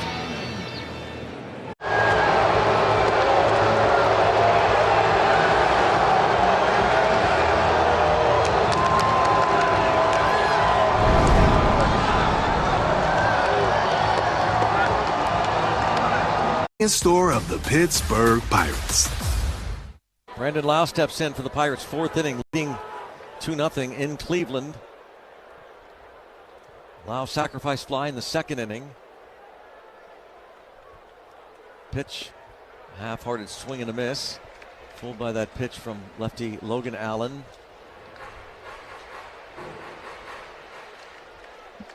Lau, Flores, Triolo, bottom third of the order. Allen's pitch. Way outside. This Tuesday's Mega Millions jackpot now has an estimated annuity of $707 million. $707 million. So don't forget to play at your local retailer or online. Pitch outside. Pennsylvania Lottery proceeds benefit older Pennsylvanians every day. Players must be 18 or older. Please play responsibly. It's 2-1 on Brandon Lau.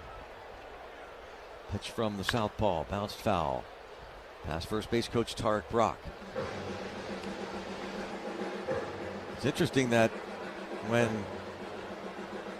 Pirates rookie pitcher Christian Curtis, who's now gone 2 innings in his major league debut, when he made his AAA debut up from AA Altoona, pitching for the Indianapolis Indians at Victory Field in Indy back in early June, he faced Logan Allen.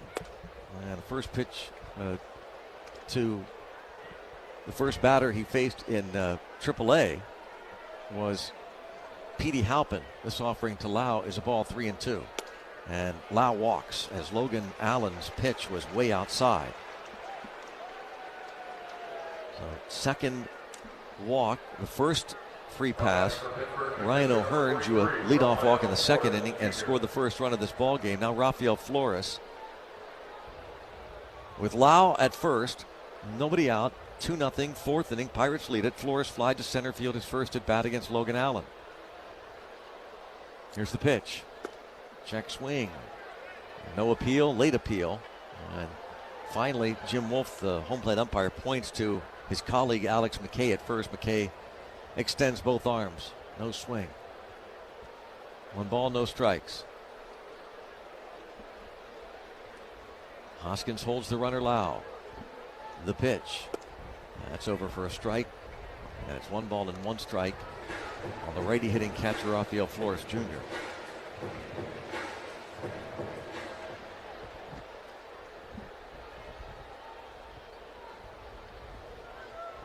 Allen sets again.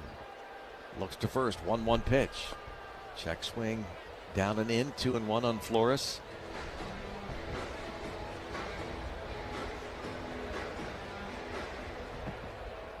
Rafael Flores, he's played in just a couple games, has homered for the Pirates this season. Pitches inside. That was June the 11th.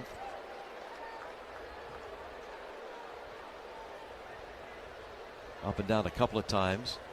That June 11th homer, his first home run in the big leagues. Pitch to him. Up and back-to-back leadoff walks here. 2 aboard for Jared Triolo and nobody out in the 4th inning. A nice little start here for the Pirates in the top of the 4th inning.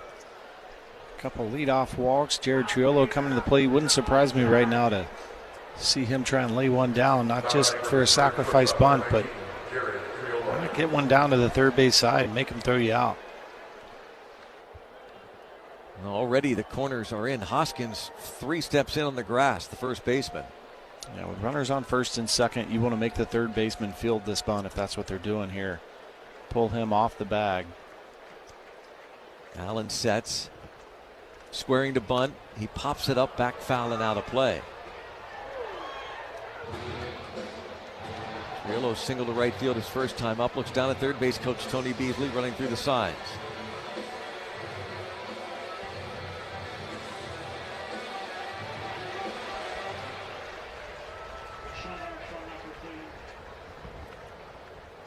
Lau at second, Flores at first. Here's the pitch again. Triolo squares and bunts it foul, and he's squaring late. Yeah, as if he's trying to bunt for a hit when you know the sacrifice is on. Kind of surprised. Not trying to surprise anybody. Just get the ball down, as you say, to third. There's nothing they can do about it. Get it down to the left side of the infield here. He's waiting to the last second. Got to figure the bunt is off. Although the Guardians aren't convinced with 2 strikes. See, there's no way you wouldn't think that Triolo's still bunting. Here's the stretch. The pitch. Swinging and fouls it off to the right. The second deck. Yeah, in a sacrifice situation, everybody in the ballpark knows you're bunting, and that's okay. Go ahead and get it around, get your body in a good position. Get the bat out in front of home plate, get a good pitch, and get it down. And now Allen lifts up his front leg and turns towards second base, doesn't throw. Gets Lau scrambling back to the bag. Sean Armstrong, a righty, is loosening in the bullpen for Cleveland. Pirates lead 2-0, 2 on, nobody out in the 4th. 0-2 pitch down and in to Triolo, who failed to bunt the first 2 pitches. Not bunting now.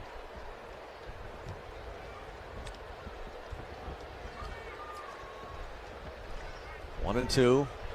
The pitch in the dirt, blocked by Hedges. And it's 2 balls and 2 strikes on Jared Triolo. Jake Mangum is the on-deck hitter.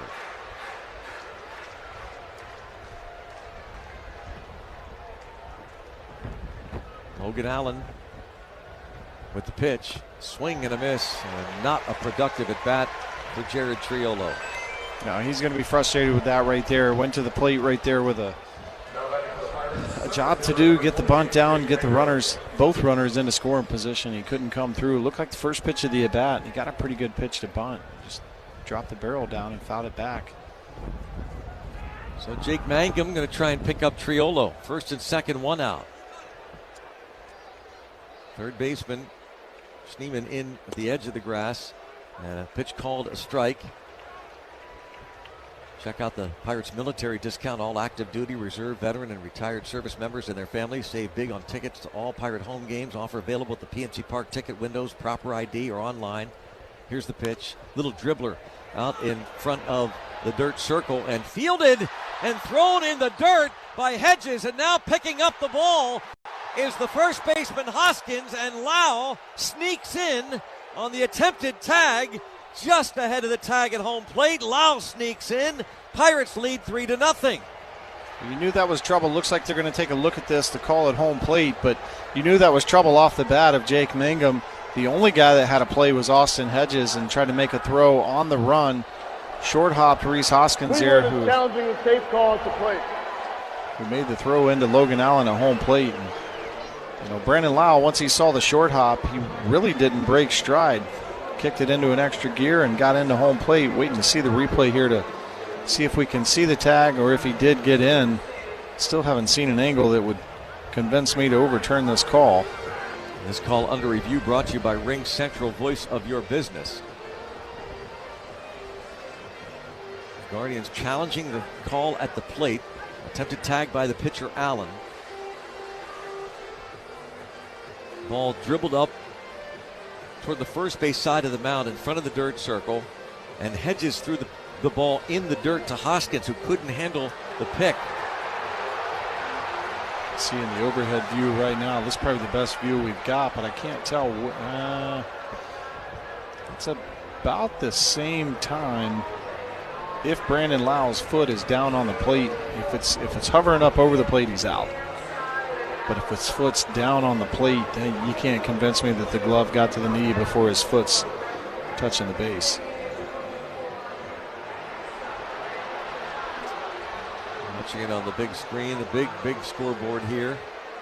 59 feet high, 221 feet wide, the big scoreboard. Don Kelly is going to go out while this is happening and call in one of the umpires to talk to him. Alex McKay, the second base umpire. Not sure what that discussion is. It's some foul ground going on as the other umpires, including the crew chief and the home plate umpire Jim Wolf, they await on the third base side. The throw is on the left-hand side. After review, the call on the field stands. The runner is safe. Cleveland will lose their challenge. 3-0 Pirates. That's one of those that I think is standing because there's not enough clear and convincing evidence to overturn it. If they had called him out and the Pirates challenged, I don't know that they would have overturned in that scenario right there. Like I said, there just wasn't an angle to be able to tell if Brandon Lau's foot was on the bag, and it looked like his foot was over home plate right at the exact time that Logan Allen tagged his knee. They're going to make a call to the pen. Stephen Vogt is going to bring in a reliever. The Pirates lead 3-0. And Don Kelly continues to have a discussion, this time with the home plate umpire, Jim Wolf. And I don't know whether that is something to do. Maybe does he think that Flores should be at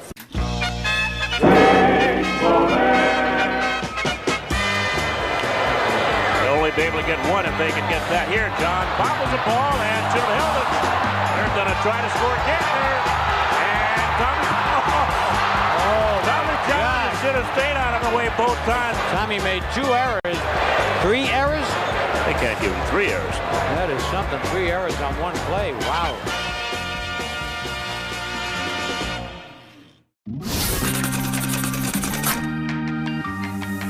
Now representing the organization, Jim Leland and AJ Hinch are presenting Miggy with a customized set of cleats made by renowned artist Marco Terzo, made from several significant baseballs from Miguel's career.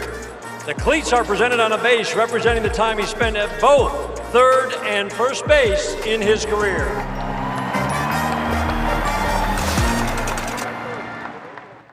Puedes ser el dueño de grandes momentos del béisbol. MLB Auction te permite participar en la subasta de bates, bolas y jerseys autografiados, con artículos de tus equipos de grandes ligas favoritos, leyendas y jugadores. Visita auctions.mlb.com.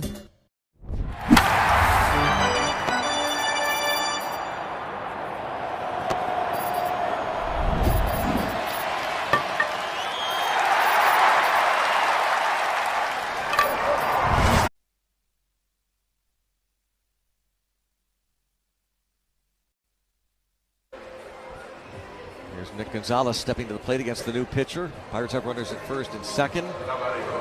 Armstrong's 2-1 with a 4.55 on the season. 16 walks in 29 2/3 innings of work. So make him come into the strike zone. You're going to see some fastballs, sweepers, cutters, two-seamers. First pitch, strike called, outside corner. It's a 94-mile-an-hour two-seam sinking fastball right there from Armstrong.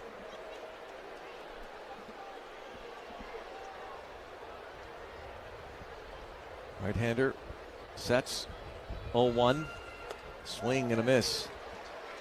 Two-seam sinking fastball diving down and into the right-handed batting Nick Gonzalez, who doubled to lead off last inning and scored the second run. Laus scores on the little ground ball in front of the plate. Throwing error charge to Austin Hedges, allowing that run to score. 0-2 count on Gonzalez in the pitch.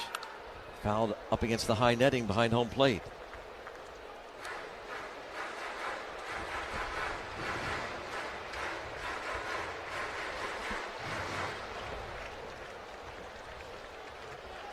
Flores at second, Mangum at first. 0-2 count on Gonzalez. Here's the pitch. Swing and a miss. Armstrong strikes out Gonzalez for the second out. It'll bring up Reynolds. A little note here on Sean Armstrong's four-seam fastball and two-seam fastballs in general. So now 15 of his 29 strikeouts on the season have ended with the heater. And he does better against lefty batters. And Reynolds will hit left-handed. Here's the pitch. Swing and a miss. Lefties hit 190 off the right-hander, Armstrong. Right-handers hit 269 off Sean Armstrong. Came off the IL in the middle of May. Originally selected by Cleveland in the 18th round. Swing and a miss back in 2011. Made his debut 4 years later. Traded to Seattle. 2017, back now with Cleveland and out in front of Reynolds 0-2. Reynolds has doubled and grounded out.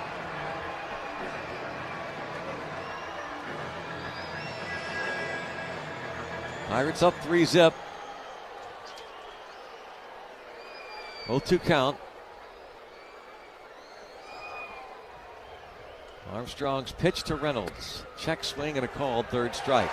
Pirates get one. Head to the bottom half of the fourth inning. It's 3-0 Bucks on the Pirates Baseball Network, presented by Iron City and IC Light.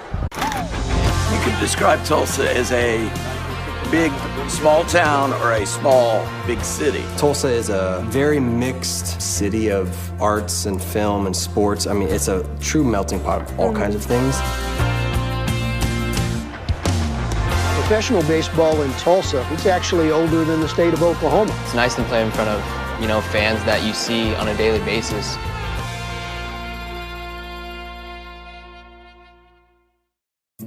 Just when we think we've seen it all, baseball gives us something new to talk about. Splits two defenders and makes a great grab. The kick is good, right through the flying uprights. Whoa, went down inside his chest protector. That's not a catch? Make way for Batman. People would love this if we did Lady in the Tramp. Ronald Acuna Jr. pouring dirt into Ozzie Albies' glove. He flips the entire glove to first base. Fast and furious and dead on.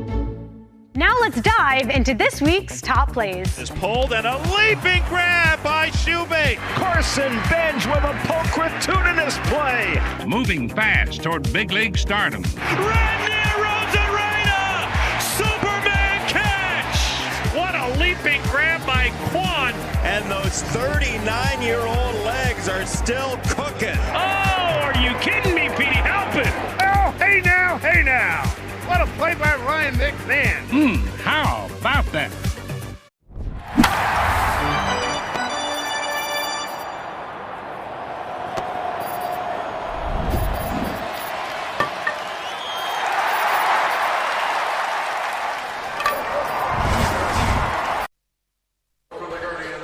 Pirates have a 3-0 lead. Bottom of the fourth inning, Rhys Hoskins Steps in against rookie Christian Curtis. 2 scoreless innings in his Major League debut. Curtis with the pitch. High ball 1 to Hoskins. Struck out against the opener, Mason Montgomery. Lefty went 1 scoreless. Hoskins the last batter he faced in that first inning. Curtis the 1-0. Over for a strike. Yinzer-Palooza weekend kicking off Friday. Pirates host the Cubs at PNC Park. And next Saturday night's a 6:40 p.m. first pitch. First 20,000 fans get a Dr. Robbie bobblehead presented by Mrs. T's Pierogies. That's a 3/4 swing and a foul. 1-2. Now celebrating the Pittsburgh-based Emmy Award-winning medical drama The Pit. Next Saturday night, the Dr. Robbie bobblehead. Get your tickets at Pirates.com/Yinzer-Palooza. Hoskins fouls this slider back.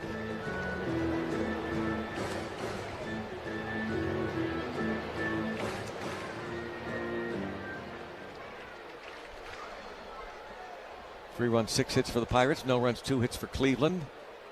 Another 1-2 pitch and a swing and a miss. Ball dropped by Flores. Rolls outside the dirt circle. The other side of the plate as Hoskins has turned his back and headed back to his dugout. I'm impressed with his start here so far for Christian Curtis in the first 2 1/3 innings of his Major League career. He's got some good stuff, and the composure that he's shown, the poise out there. I mean, a couple of opportunities for him to really get rattled. Second batter, he walks, and then he settles down and makes a pitch. Daniel Schneemann checks his swing, takes a ball. Back-to-back base hits, and runners on first and second with just 1 out. He makes a couple of good pitches to get out of the 3rd inning. Strikeout right there of Hoskins. 1-0 swing and miss. Blew that past him. It's 95. Schneemann very late. He struck out leading off the 2nd inning. The first batter in the Major League career of Christian Curtis. This pitch is fouled back. Curtis was promoted from the Altoona Curve to AAA Indianapolis with the Indians on June the 9th. I mentioned he made his AAA debut with the Indians, the Indianapolis Indians, against the AAA affiliate of these Cleveland Guardians in Columbus. That game was in Indy. Pitch is taken high. Check swing. Appeal down third baseway. John Bacon palms down. No swing, 2-2. His last outing was 7 days ago against the AAA affiliate of the Detroit Tigers. The 2-2 pitch. Misses, well, appeal. The catcher is challenging the ball call. I heard Matt Kapp say, ooh, he thought it was a strike. So too did Rafael Flores Jr. And you're all right. We were correct. Those overturned. Pittsburgh has 2 challenges remaining. That was a backdoor slider right there. Just came in and caught the outside corner of the plate. Down and away from the left-handed swinging Daniel Schneemann. I was just watching how Flores was set up. He was set up down and in, so he had to move, which a lot of times can fool the umpires. But it looked like it came back and got the plate, and turns out it did. David Fry swings and misses late. He walked in the 2nd. Back-to-back Ks for Curtis. Struck out 3 Cleveland Guardians. 2 outs in the 4th with Pittsburgh up 3-0. The 0-1 downstairs. 1 ball and 1 strike. In that outing a week ago against the Toledo Mud Hens, 4 1/3 scoreless for Curtis. He walked 5 and struck out 6 1 week ago with the AAA Indianapolis Indians. There's a swing and a miss and a slider.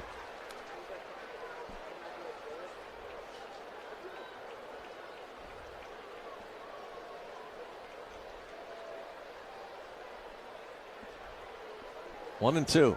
The pitch. Swing and a miss. Struck him out. He struck out the side in order. What a big league debut for Christian Curtis, as he has struck out 4 and 3 scoreless. Head to the 5th inning in Cleveland. 3-0 Pittsburgh on the Pirates Baseball Network. Gathers himself and he gets Benj on a nice play by Bryson Stott over there at second. Diving to his left. 1 pitch And another one pitch out. Dead center field into the batter's eye for Francisco Alvarez. A solo home run gives the Mets a 1-0 lead.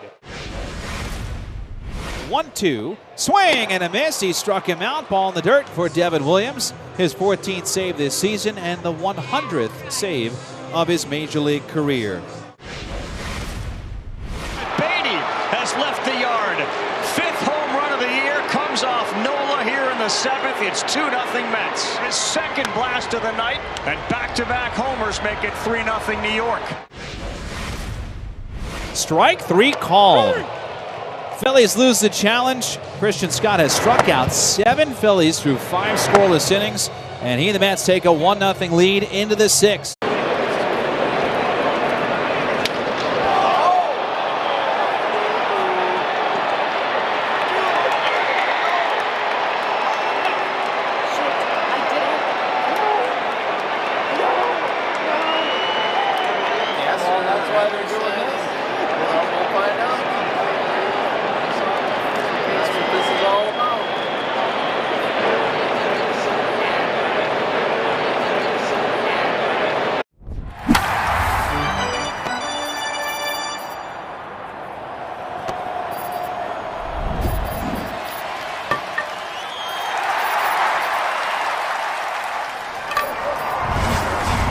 Marketplace of Let's Go Bucks. Sean Armstrong for Cleveland now faces Esmerlin Valdez, who was given a gift double, driving in a run in the 3rd inning on a ball that was lost in the sky, the hazy sky here in Cleveland. The pitch. Strike called outside corner. Valdez, O'Hearn, Osuna against Armstrong. Struck out the last 2 batters of the 4th inning, relieving lefty Logan Allen. Armstrong with an 0-1 pitch to Esmerlin Valdez. And strike 2, but Valdez is going to challenge. Batter is challenging the strike call.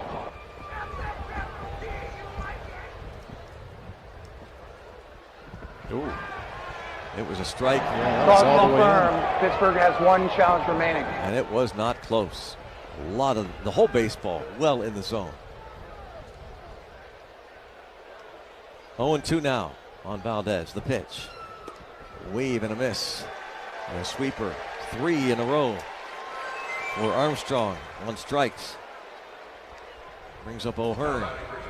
Check out the Pirates' Great Taste ticket presented by Miller Lite. Tickets standing room only, include loaded value, so you can enjoy your first drink of the night on the Pirates. Offer available online only at pirates.com/great taste. Stephen Vogt coming to get the baseball, making another pitching change. Call to the bullpen brought to you by Ring Central, voice of your business. Pirates have a 3-0 lead, 1 out, 5th inning. We'll continue. 2 strikes on Hunter. This ball hit deep left field. Take a good look. You won't see it for long. It's a 1-run game. 2nd deck for Hunter Goodman. His 1st of the year. That thing went 435 feet. And you get the future Hall of Famer and for Hunter Goodman. Last year's Silver Slugger, the National League as a catcher, just a rolling curveball. Hang it, Hunter Goodman's gonna destroy it. The MLB app. Yeah, it's got game. This game. These games. All the games. Pre-game, post-game, and everything in between. This is baseball your way. With real-time stats, scores, breaking news, and custom content that hits every time.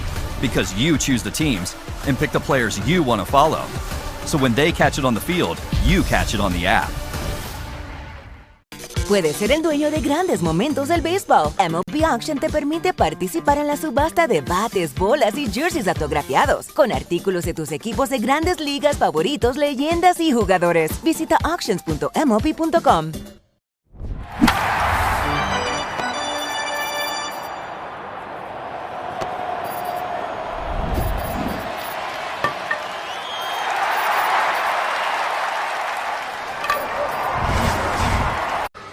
Get into the strike zone. We're going to see a bunch of 4-seam fastballs. Throws it about 68% of the time. He's got a big curveball, throw about 20% of the time. And then he's got a shorter, harder slider that he'll throw as well. 2nd highest strikeouts per 9 among qualified relievers. You want to take a guess on who that's behind, Brownie? American League? Nope. Major League Baseball. Strikeouts per 9. He's number 2. Any hints? Yeah, we were talking about him the last couple of nights. Ryan O'Hearn's pitch. It's a pitch to Ryan O'Hearn. Is ball 1. O'Hearn has walked and grounded out. Lefty batter, left-handed pitcher, Eric Sabrowski.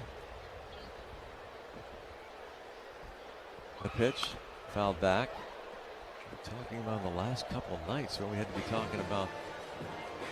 It's a National Leaguer, huh? Mason Miller. Yep. Yeah, he's been the talk of trade rumors last few days, and the Padres lost again today. 1 ball, 1 strike. Pitch on its way. Down and away. 2-1. Padres fell to the Royals 6-1, so San Diego is 2 games under 500 at 48-50. Pirates trying to go 5 games over 500. There's a high fly ball. Shallow center field. Halpin coming in. The shortstop calls for it. Rocchio in shallow center makes the catch. Ryan Rocchio secures it in shallow center field. And now Marcell Ozuna, 1 for 2 against the lefty starter Logan Allen.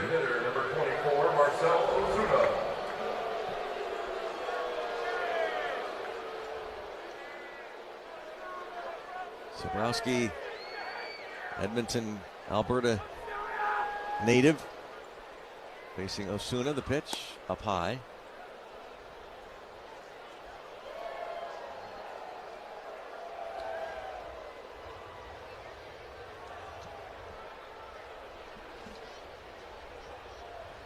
The 1-0 offering, swing and a miss. A curveball. Count goes to 1 ball and 1 strike.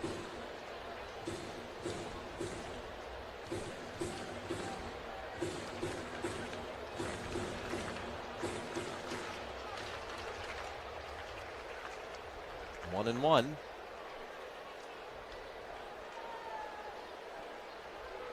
With 2 outs, the pitch. Inside corner for a strike.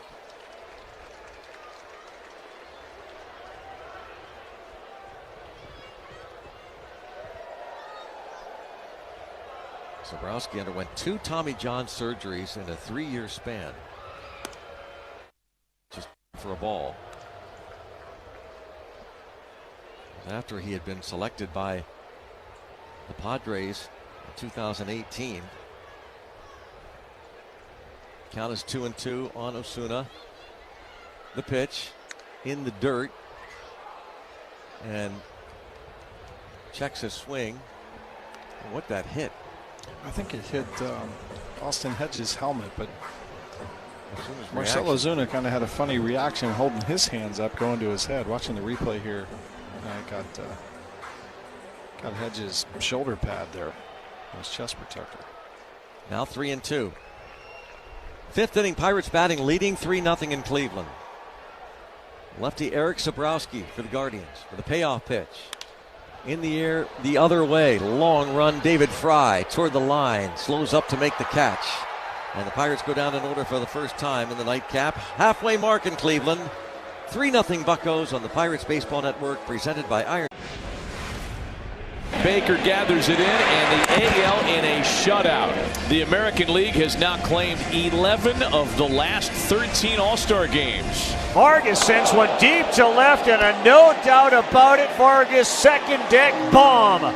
His father was an absolute stud in Cuba, and now he just homered in the All-Star game. Baez grounds one towards the middle. Backhand stab by Clement. Heaves a throw and gets him. Wow. Ernie Clement, who's known more for his bat, shows off the glove right here, John. What a play. And the American League has pitched the first shutout in the All-Star game in 13 years. Tough night for the National League hitters. That's the 15th strikeout. 2-run single, Cody Bellinger. And the American League gets to Sanchez here in the first. Cody Bellinger, the Ted Williams MVP. There you go, Cody. Congrats. Enjoy it. Now Leody Taveras trying to bust out of an 0 for 15. And he may well do so. Deep center field. Taveras will touch them all. Right down the middle. A dead central digger for Leody Taveras. And boy, did he hit it. 108 off the bat, shredded away center field, and the home runs keep on coming for the Orioles. That was almost 450 feet. Wow. Didn't know Leody had that in him.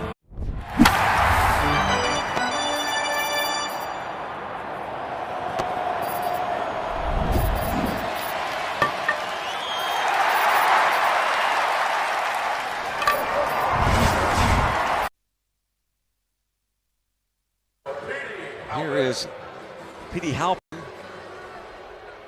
Halpin is the center fielder for the Guardians, who hit into a 6-3 double play in the second inning. This fifth inning brought to you by the IBEW Local Union number 5. And Halpin fouls this out of play off to the left. Mentioned earlier that Christian Curtis, who's pitching for the Pirates right now, his Major League debut, made his AAA debut in early June against the AAA affiliate of these Cleveland Guardians. And there's a strike called. And in his debut game, he faced Petey Halpin, leading off that ball game in Indianapolis on June the 12th. Here's the pitch, and it's a soft liner caught by the second baseman Lau. Well, a little jump to make certain. One up and one down. And what a job so far by Christian Curtis, who struck out the side in order in the fourth. As he begins his fourth inning of relief, Austin Hedges popped up his first time. One out in the bottom of the fifth inning. 3-0 Bucks. First pitch a little bit outside to Hedges. Stephen Kwan on deck.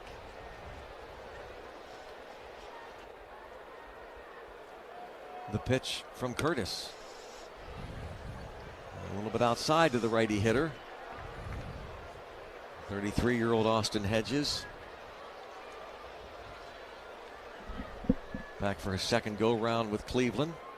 Third year. There's a line drive foul. Spent part of the 2023 season with the Pirates. Signed as a free agent and just had a miserable year at the plate, hitting just 180.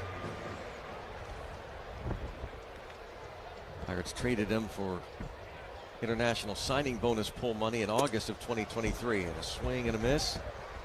2-2 on Hedges. That's a good looking cutter right there. It actually may be a slider that he just threw a little harder than we normally see a slider from Christian Curtis. Came in at 90 miles an hour, but had some tilt to it.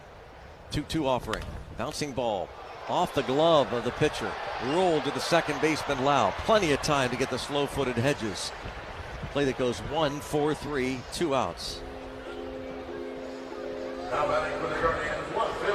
And here's Stephen Kwan for a second look at Christian Curtis. Kwan singled the other way on a 3-2 pitch from Curtis.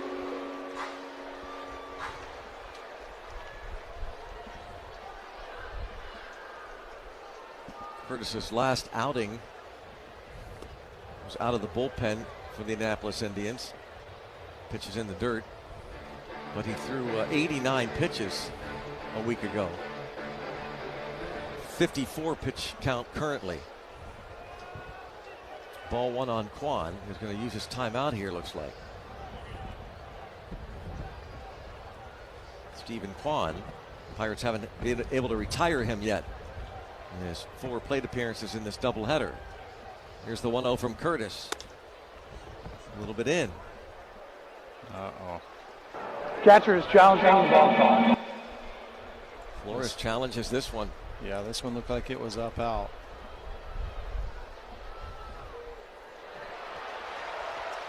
The call is confirmed. Pittsburgh is out of challenges. Flores, that was really not that close. That was way up. So no more challenges on the ABS system for the Pirates. 2-0 count now on Kwan.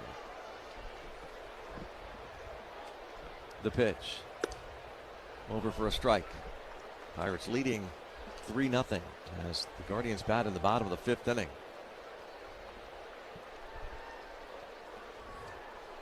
Out of town scoreboard from AHN. We'll get to some of those scores. The pitch fouled off the plate.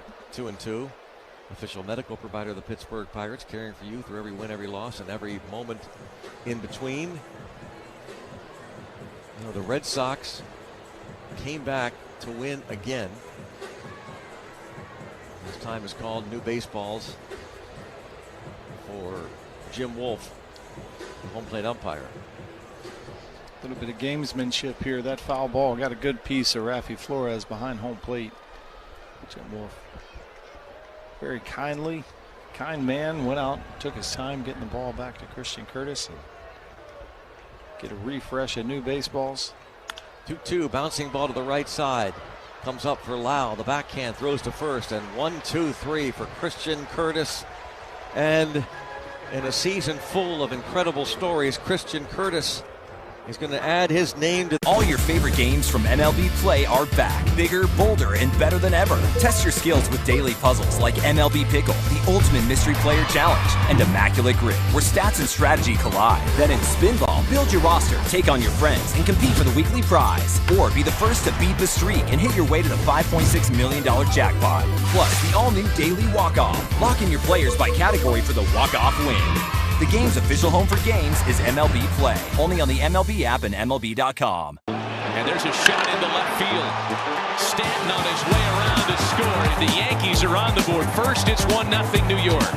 Bouncer headed up the middle, and that's going to get through and drive in a couple of runs. Cranked up and sent into the right center field gap. McMahon's going to score easily. They're going to wave Wills around. Plays to third. 5-0 New York. Another one head for no man's land, but Harrison Bader read it well. Former Gold Glover comes up to make a very nice catch for the guy they call Big G, who has driven in a run with the third straight hit to open the fifth inning. Chopper for Jazz, hot shot, and he makes the catch. That got on there on a line, and he's telling Jose Caballero, did you see that? I could watch Jazz Chisholm play. I mean, he plays with such joy. Only David Cohn, Ron Guidry, and Mel Stottlemyre had opening day starts of 6+ innings with 2 or fewer hits and no runs allowed.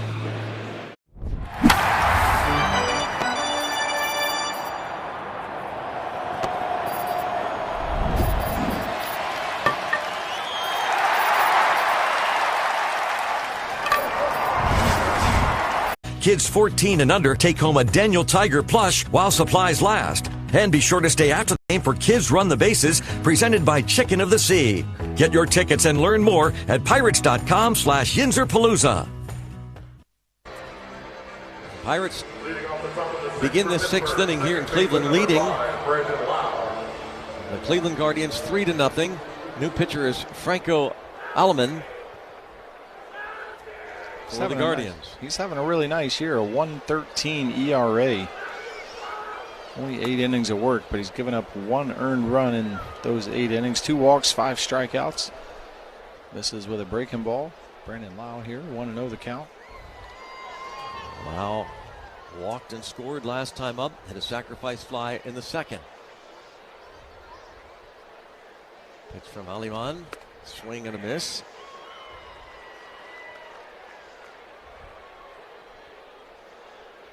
Man from Cuba, Aleman, 6'7", 250 pounds. The rookie made his major league debut this season. It's just his 8th big league game. 1 ball, 1 strike. The 1-1 way inside. The lefty batting Brandon Lau.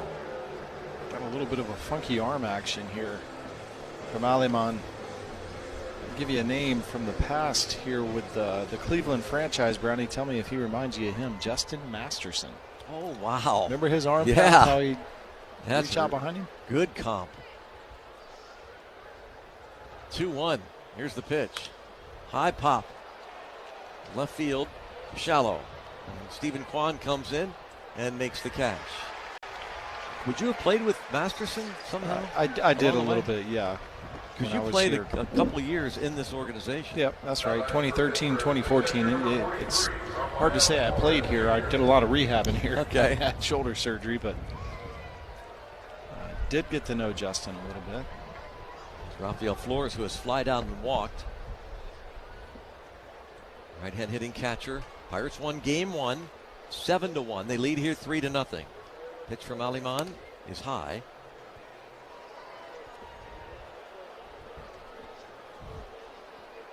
Boy, how about the Christian Curtis story?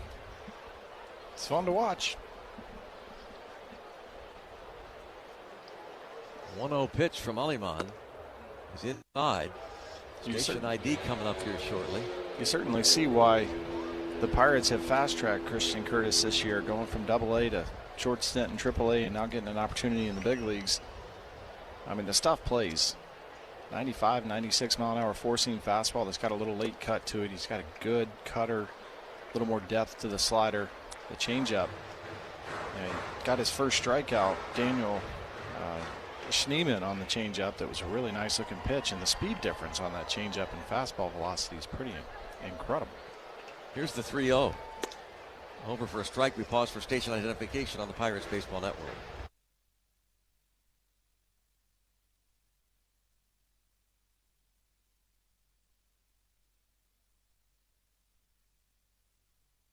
Now the 3-1. And Flores takes ball 4. He walks for a second time. Comes up Jared Triolo, who failed to bunt the runners over in the 4th inning. Runners at first and second, no one out. He eventually struck out. The Pirates got a break when Austin Hedges threw a ball in the dirt to the first baseman, Rhys Hoskins. And a heads up, gutsy play by Brandon Lau, who was at second base, came all the way around to score on the air. The pitch way inside. Pirates also got a break in the 3rd inning. They scored their 2nd run as Merlin Valdez popped the ball up to shallow right center field with Nick Gonzalez at second and 1 out. And Gonzalez would score when the fielders couldn't find the baseball in the hazy sky. The pitch. Strike. 1-1. Triolo single to right field his first time up. Logan Allen went 3 1/3, gave up 3 runs, 2 earned. Sean Armstrong struck out 3 batters, 1 inning. Eric Sabrowski, the lefty, got the last 2 outs of the 5th. Here's the 1-1, and that's in the air toward right. Over a few steps is David Fry to make the catch. Right fielder for Cleveland. 2nd out. Back to first goes Flores. Pirates batting in the 6th inning. Leading here 3-0. The 6th inning of tonight's game brought to you by the operating engineers of Local 66. Mangum hitless in 3 at-bats in this game and 0 for 5 in game 1 of the doubleheader.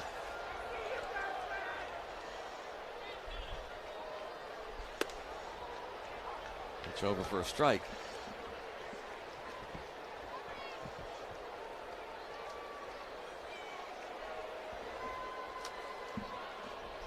From the left side is the right hitter, Franco Aliman. Here's the pitch. Swing and a miss. Snap throw to first base. They got him. Austin Hedges back picks. And Hoskins throws to first and gets the runner. Rafael Flores for the final out. Head to the bottom half of the. Guess who that is? Roger McDowell. Check him out. He has his uniform on upside down with the shoes on the hand, and it looks like he's walking on his hands. Has his cap hanging down. That's supposed to be his head. Well, the Mets really trying to turn it around. They do, however, trail in this ball game 4-0. I love that.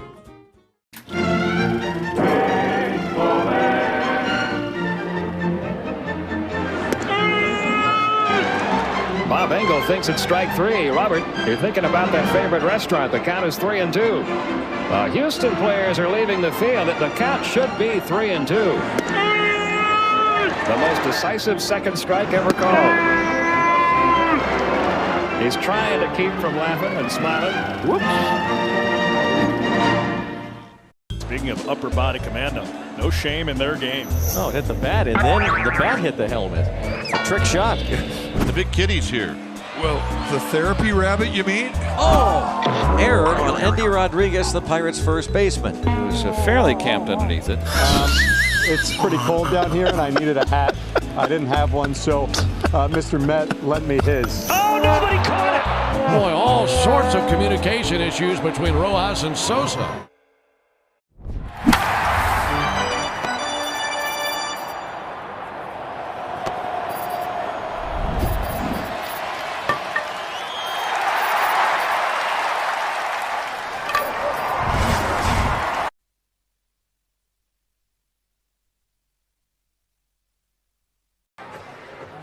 Well, Christian Curtis out there for the 6th inning, faces the top of the order. The second time he'll face Travis Pisano, who singled off of him in the 3rd inning.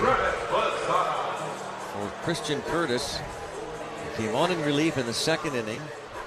Strikeout, a walk out of double play.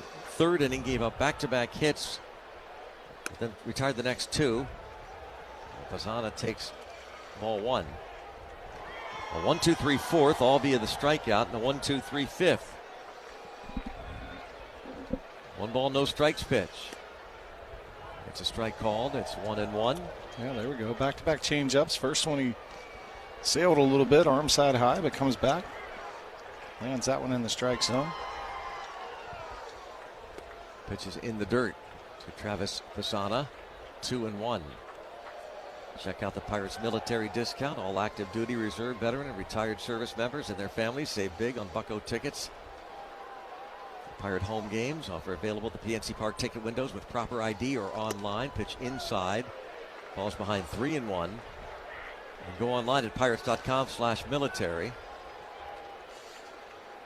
Travis Pisano 1 for 4 with an RBI in game 1, a walk and a single in game 2. 3-1 pitch from the rookie Curtis. It's high. He walks the leadoff man.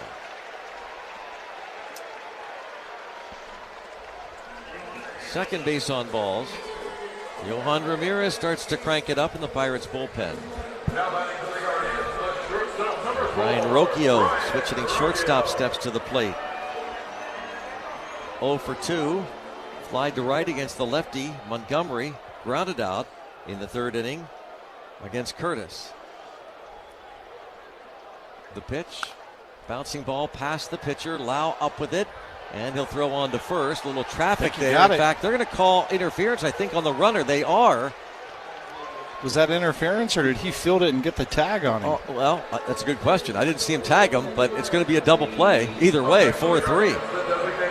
Well, if he snuck a tag in there, that was stealthy. I thought he did. He looked like he came up through it, and he did. Right, he got Matt. the tag on it. Wow. What a job.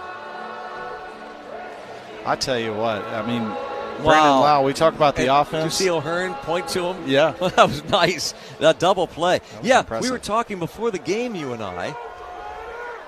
An interesting stat. Chase DeLauder takes a ball. Let me pull this up. We were just talking about the defense from Brandon Lau. I mean, we were all excited about the offense and what he can do swinging the bat from the second base position, but he's played a very nice defensive second base in a Pirates uniform. Strike called. Thanks to Mark McDonald, who big Pirate fan, season ticket holder, passed the Saber information. This ball's fouled off.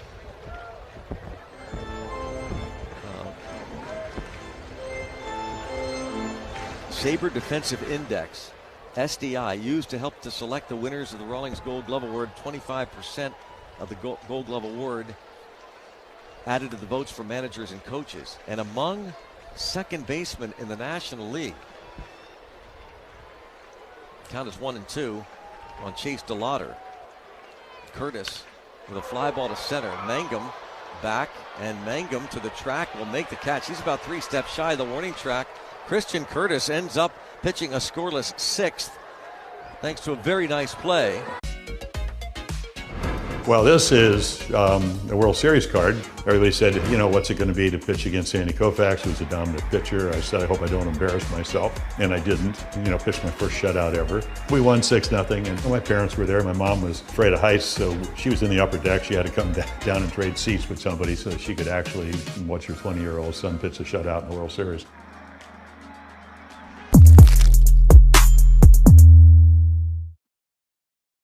Matthews getting the start in left field tonight. That ball hit well to left center field. Forget about it. Bryce Matthews by the home run pump.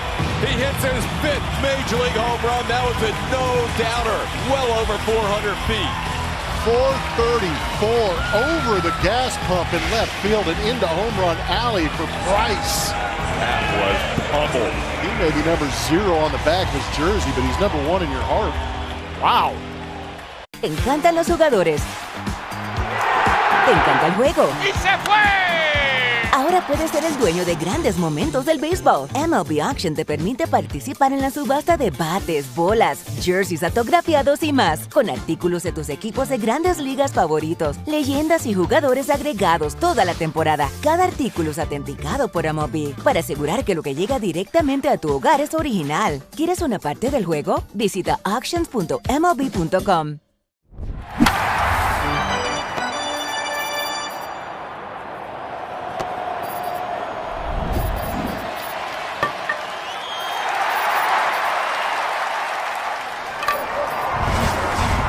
So let's cheer on Bucko base stealing this season to save on a winning oil change. Hey, it's just Valvoline Instant Oil Change's way of reminding you it's good to steal if you're a pirate. Valvoline Instant Oil Change, proud partner of the Pittsburgh Pirates. Pirates have a 3-0 lead, 7th inning. And now pitching former Pirate Colin Holderman. We know a little bit about this guy. He's having a really nice year for the Cleveland Guardians. 4-2 with a 1.78 ERA, 35 1/3 innings of work, 39 strikeouts, 11 walks. And it looks like he's really leaning on that two-seam fastball. Throws it over 50% of the time. He's got the sweeper and the curveball. Jake Mangum bounces it to deep short. Rocchio has it, throws to first, barely gets Mangum. Emphatic out call by first base umpire Alex McKay. One out. There's Nick Gonzalez. Gonzalez doubled to lead off the 3rd inning and scored. He's 1 for 3. Pitcher number 5 for the Guardians, Holderman, facing the Pirates in the 7th inning with his team trailing 3-0 in the 7th. Ball 1. And I think these are the situations where he's really best suited. 1-0 offering inside. I think Holderman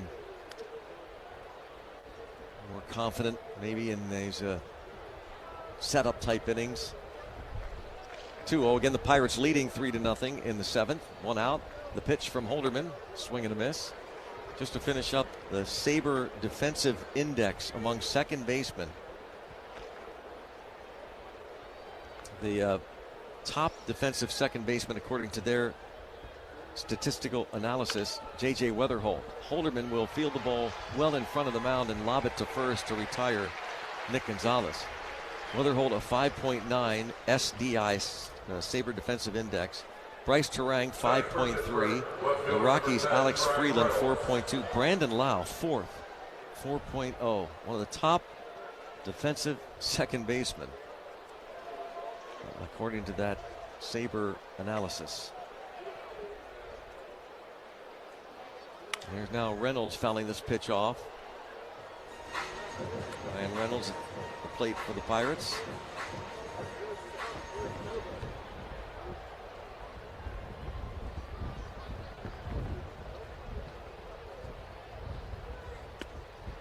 Takes a pitch in the dirt. Society for American Baseball Research, the acronym, Sabre. Reynolds 1 for 3. Doubled off the wall in the 1st inning. Pirates scored in the 2nd, 3rd, and 4th. Out hit Cleveland 6-2.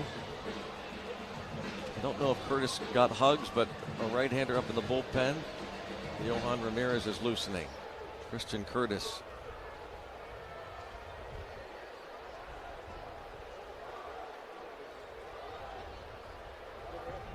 Pitch is outside. Second Pirate reliever since 1969 to throw 5 or more innings in their major league debut. And the first since Chris Johnson in 2013. Threw 6 innings against Arizona. There's a ball 2-2. And Brian Reynolds.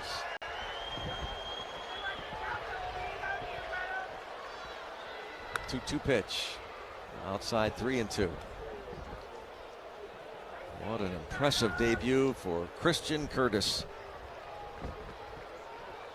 If he is done, 5 innings, 2 hits, no runs, 2 walks, 4 strikeouts. 3-2 offering.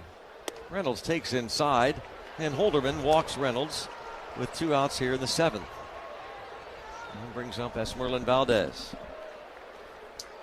That one bat right there, kind of a microcosm of what we saw with Colin Holderman when he got in trouble when he was in a Pirates uniform, really leaning on that off-speed stuff and having a hard time finding the strike zone. And when he would get into the strike zone with the breaking ball, it was a very hittable pitch.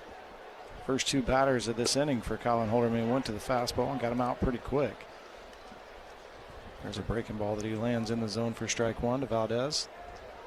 Valdez given a gift double RBI in the 3rd, his 30th ribby. Takes a strike and it's 0-2. Fastball there from Holderman. 3-0 Pirates in the 7th inning. Esmerlin Valdez at the plate, 0-2 pitch. And it's called a ball, but a challenge from the catcher Hedges. The catcher is challenging the ball call. Hedges, known as one of the best defensive catchers in all of baseball. The call is confirmed. Cleveland has 1 challenge remaining. That was up high. Count is 1-2. Here's the pitch. Swing and a miss. Struck him out with a sweeper. 7th inning stretch time in Cleveland. Game 2 of the doubleheader. Pirates won Game 1 7-1. They lead 3-0 in Game 2. Center. Edmonds going back. The ball is going long. 3-run home run. Bowman shot. The Jays on the board first. In one swing, Bobachek makes it 3-0 and chases Shohei Ohtani from Game 7. Breaking ball, and he was all over. The MLB app. Yeah, it's got game. This game, these games, all the games. Pre-game, post-game, and everything in between. This is baseball your way. With real-time stats, scores, breaking news, and custom content that hits every time. Because you choose the teams and pick the players you want to follow. So when they catch it on the field, you catch it on the app. The people are welcoming, they're loving, they're caring. So if you're looking for a familial feel, definitely Asheville. It's Asheville. That's all you got to say. Yeah. They're excited to be back and back on their feet, so it's been awesome to see the rebuild. Winning or losing, like everybody's there having a good time rooting us on. So I've always enjoyed that the whole year. You play here at the tourist park and you feel like you're back in the old days playing real baseball. Nestled right into the mountains there. That's right, right on a cliff.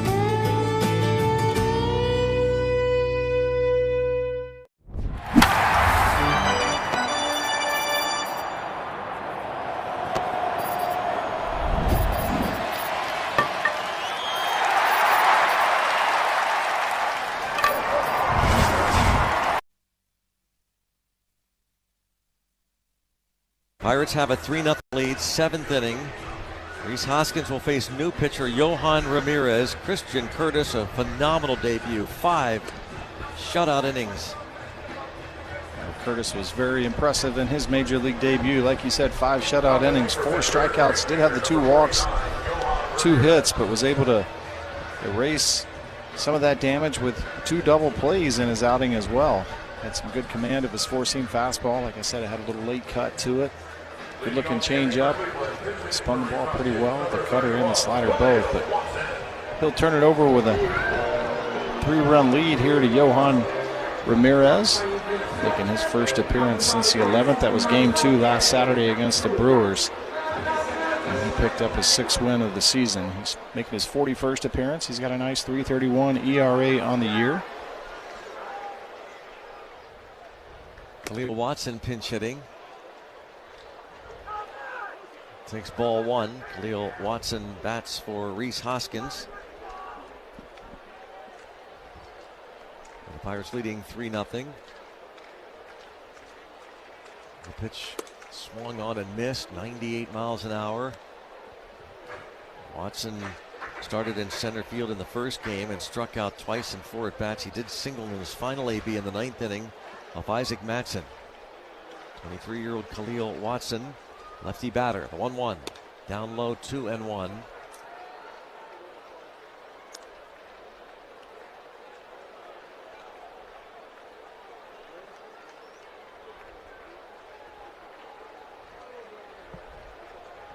Two-one count on Watson. Pitch from Ramirez, swinging a fly ball to center field. Coming in a few steps is Mangum to put it away. 1 out. Here's third baseman Daniel Schneemann. Struck out twice against Christian Curtis.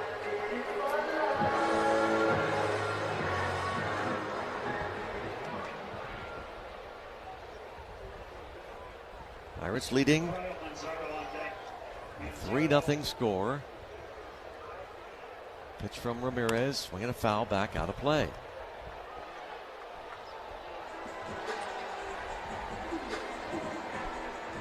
Kyle Manzardo comes out on deck. He's going to pinch hit, presumably, for David Fry. Here's the pitch. Taken for a strike.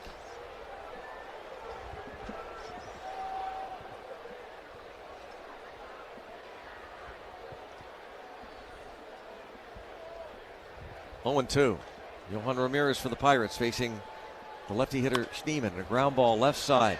Triolo, the backhand play on the move, throws to first, very wide, and O'Hearn has to come way off the bag, running up the first base line toward home plate to backhand the ball. It'll be an infield hit for Schneemann. Infield hit all the way. Looked like a hanging breaking ball from Johan Ramirez. Unfortunately, was hit on the ground. It would have taken a spectacular play from Jared Triolo, who did a nice job getting over to it. And I think he might have had a little more time than he thought he had. It looked like Schneemann maybe got jammed a little bit or was back in his swing, kind of thrown back into the box, didn't get out exceptionally fast. Maybe if Jared had put the foot down and tried to make a throw instead of making the throw on the run, might have had a better shot, but that's a bang-bang play. Pinch hitter Kyle Manzardo, .212 average, 10 homers, 30 ribbies. Facing Johan Ramirez, the pitch outside. Manzardo was 0 for 4 in the first game. Struck out 3 times, twice against starter and winner Jared Jones, who went 5 innings, gave up a run on 3 hits, struck out 9. Carmen Baginski went 3. Isaac Mattson the final inning. Pirates won 7-1 in game 1. They're leading 3-0 here in the nightcap. The pitch, a little bit up. 2 balls, no strikes.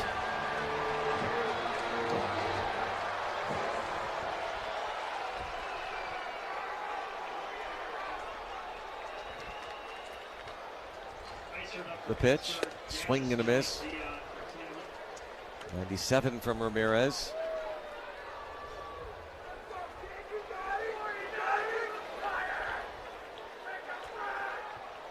A long layoff for guys like Ramirez. Here's the 2-1, fouled off. Having not pitched since last Saturday. That's always good to get that first one back under your belt after a long layoff like the All-Star break. And like I said, this is the first time Johan's been on the mound since last Saturday. So 7 days. I'm sure he played catch, and I'm sure he got on the mound and threw on the side, but there's nothing like going into a Major League Baseball game, getting those competitive juices flowing and having to manage the adrenaline, the excitement, and all the emotions, and then execute a pitch. 2-2 offering. Swing and a foul. Back out of play. I guess it must feel a little like a second opening day of sorts, because it is the longest layoff he's had all year. Yeah, and then getting smoked out yesterday, kind of kicking the can down the road another day. 2 balls, 2 strikes after Manzardo fouled off the previous pitch. Swing and a miss on the sweeper. Struck him out, 2 away. Runner at first base in the 7th inning for Cleveland. The Pirates leading 3-0.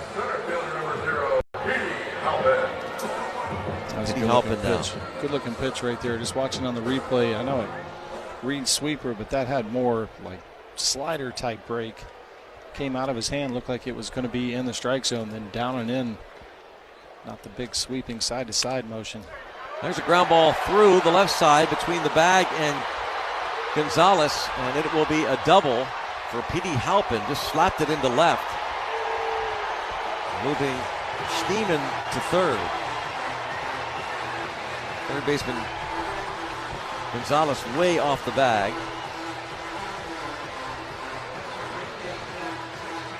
And nothing Nick Gonzalez could do right there. It was a good-looking fastball down and away, 97 miles an hour, and you just got to tip your hat right there in that situation. Petey Halpin just threw the barrel of the bat out there, went that direction with the pitch, and rewarded with a nice little double. Johan's got his work cut out for him. 2 outs here, though. Just execute a pitch. We'll have the third pinch hitter of the inning. It's switch hitting catcher Patrick Bailey to bat for Austin Hedges. Leo Watson hit for Hoskins. Manzardo batted for David Fry, and now it's Patrick Bailey. And a visit to the mound from Rafael Flores, the Pirates catcher. Bailey started game 1, was 0 for 3. Tonight's Powerball jackpot now has an estimated annuity of $526 million. $526 million. So don't forget to play at your local retailer or online. Pennsylvania Lottery proceeds benefit older Pennsylvanians every day. Players must be 18 or older. Please play responsibly. Well, Don Kelly was just asking his catcher to go out and buy some time, it looks like. He's got Brandon Eisert, the lefty, up, and he is going to go to the bullpen, removing Johan Ramirez here. With 2 on and 2 outs in the 7th inning, the Pirates leading. Puedes ser el dueño de grandes momentos del béisbol. MLB Auction te permite participar en la subasta de bates, bolas y jerseys autografiados, con artículos de tus equipos de grandes ligas favoritos, leyendas y jugadores. Visita auctions.mlb.com. During the offseason of 1888 to 1889, Spalding took a group of big leaguers on the first worldwide barnstorming tour. This is Spalding. Yes, you look at the Spalding, you're like, wait a second, no, this is the backstory. Okay, this is great. Stops included New Zealand, Italy, France, and even Egypt, where they played in front of the pyramids. Spalding's contributions to baseball history don't end there. Do you know the story of Doubleday and the invention of baseball? Please tell us. Enlighten us. When a 71-year-old Cooperstown native came forward, baseball officially had a birthplace in Cooperstown. If I'm in the presence of this baseball, does it give you powers to become a better baseball player? I've been here 5 years and playing baseball through all of it. I don't think I've gotten better. And whether it's the World Series or the wonders of the ancient world, there's no debating that baseball connects us all.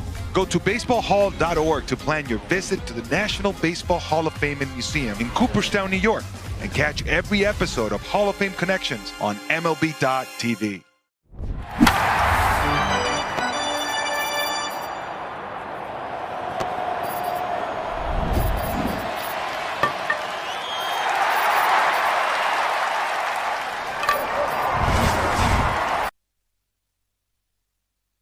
Eisert made his Pirates debut, second game of the doubleheader last Saturday against Milwaukee. Faced 3 batters, walked 2, but got the last out of the 5th. And then he pitched the 9th inning on Sunday in the Pirates' 14-5 win over the Brewers. Like you said, making his 3rd appearance as a Pittsburgh Pirate. He's thrown in 27 games this year. He's got a .565 ERA total, 11 walks, 32 strikeouts in 27 games, 28 2/3 innings of work. He's got a 4-seam fastball, slider, a changeup, and a 2-seam fastball. Goes to the 4-seamer 39% of the time, and then his second favorite pitch is the slider. He turns Patrick Bailey around as Bailey was announced as the pinch hitter. And the offering from the lefty Eisert is way outside, ball 1. Patrick Bailey, the former Giant, playing in his 35th game for Cleveland. He's pinch hitting. And the 1-0. Swung on and missed. A changeup from Eisert. Bailey hits 120 versus lefties, 196 versus righties. 1-1 strike pitch from Eisert to the Pirates. Strike is called, and it's 1-2. Fastball just 89 from Eisert. Yeah, not overpowering by any means, but if he can command that fastball, he can be successful with it. 34-degree arm angle, 4-seamer, sinker. Like I said, the slider, and we just saw a really good changeup. Pitch in the dirt on the slider, 2-2. Lefty hitting Stephen Kwan is on deck. Bailey bats for Hedges. Schneemann at third for Cleveland. Halpin at second. Pirates up 3-0, 7th inning. Brandon Eisert for Pittsburgh with a 2-2 pitch. Outside, it's a full count.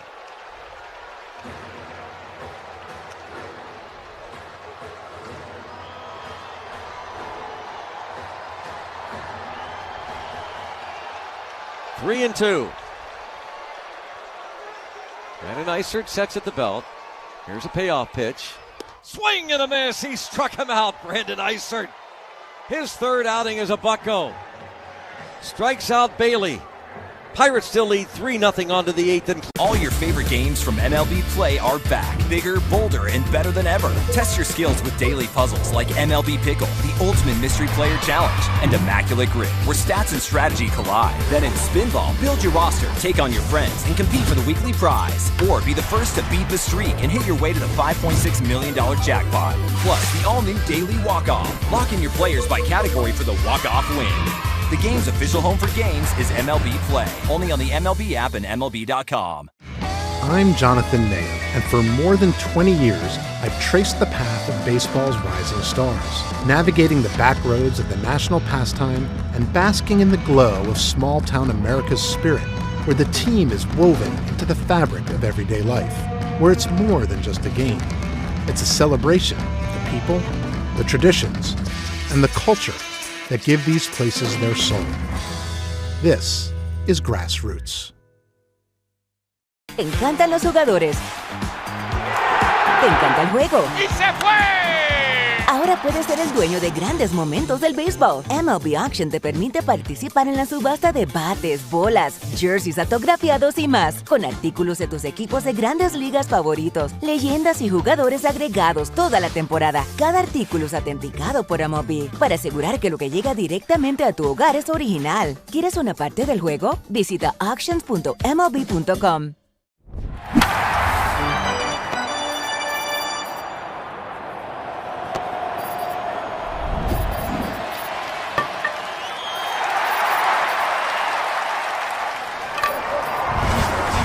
Local3.com and apply now before time runs out.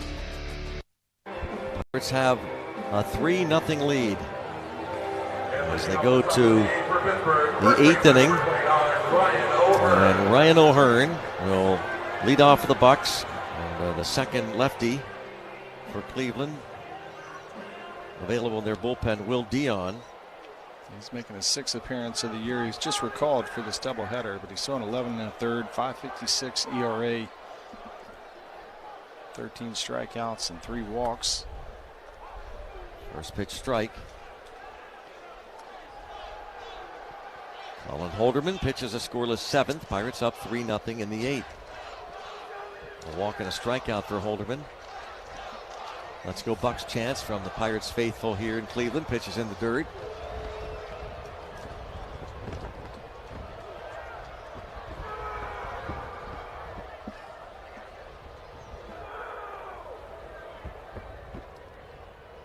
1 ball, 1 strike count on O'Hearn.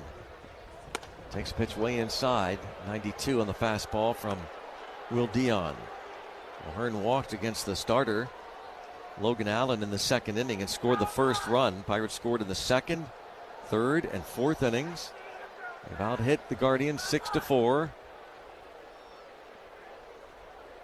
Allen went 3 1/3, gave up 3, 2 earned. The pitch, swing and a foul tip, and it's 2-2. Sean Armstrong followed, then it was the lefty, Eric Sabrowski, Franco Aliman, Will Holderman, Colin Holderman, now Will Dion in this 8th inning. The lefty delivers a 2-2 pitch up, and it's 3-2. Allen walked 3. Aliman walked a man. Holderman walked a batter. 3-2 pitch. The left-hander Will Dion. Foul back.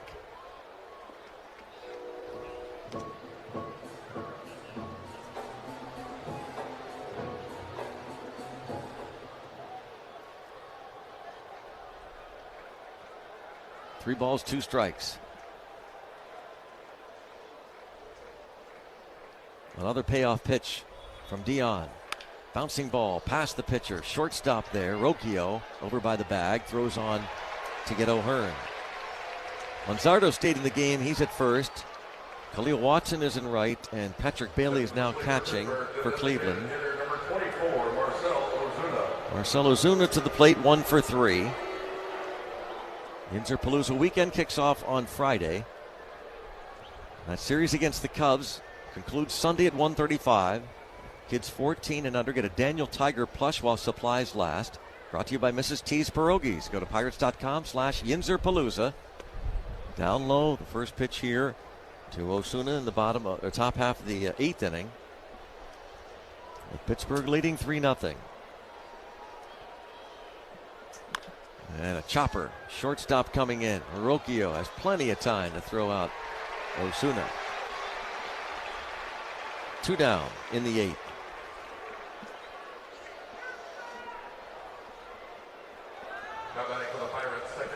Here's Brandon Lau. Lau against the lefty starter, Logan Allen. A sacrifice fly in the 2nd inning. Walked and scored in the 4th. A hustling play. Throw from catcher Austin Hedges in the dirt to the first baseman Rhys Hoskins. As Lau, who was at second base, continued running and able to slide in ahead of the tag. Takes ball 1.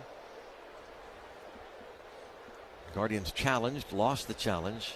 The original safe call upheld. There's the 1-0 offering. Fouled back. Score big on authentic gear at MLBshop.com. From official jerseys and memorabilia to hats and hoodies, we've got the season covered. Visit MLBshop.com/Pirates, the official source for your Pirates gear. 1-1 count. Dion delivers to Lau. Strike called. Curveball over. 1-2. In the bottom of the 8th inning, Stephen Kwan, a lefty hitter, due up. And then the lefty batting, Travis Bazzana. We'll see how long they go with Brandon Eisert. He looks to start the 8th. 1 ball, 2 strikes. The pitch up high.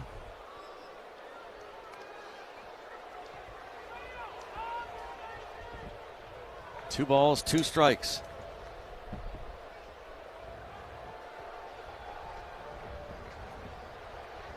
The pitch to Lau, swung on and missed. Will Dion enjoys a 1-2-3 top of the 8th. Just the 2nd time in the night. Te encantan los jugadores. Te encanta el juego. ¡Y se fue! Ahora puedes ser el dueño de grandes momentos del béisbol. MLB Auction te permite participar en la subasta de bates, bolas, jerseys autografiados y más, con artículos de tus equipos de grandes ligas favoritos, leyendas y jugadores agregados toda la temporada. Cada artículo es autenticado por MLB para asegurar que lo que llega directamente a tu hogar es original. ¿Quieres una parte del juego? Visita auctions.mlb.com. For the first 2 months of the season, San Diego's dynamic showman, Fernando Tatis Jr., has experienced, well, let's just call it a power outage. One of the game's most electric players had gone 55 consecutive games and more than 200 at-bats without a home run. That all changed last Saturday against the Nats. In the top of the fifth, Tatis faked a bunt on the first pitch, but on the next pitch, he unleashed, like really unleashed, crushing the ball 451 feet. Home run number 1 of 2026 for Fernando Tatis Jr. It was his longest home run since 2021 and capped a 6-game stretch in which he had 13 hits and raised his batting average by 24 points. Enjoy the ride, Fernando. With the home run monkey off his back, let's see if El Nino can turn the tide and add the power surge the Padres will need to keep pace with the Dodgers in the NL West.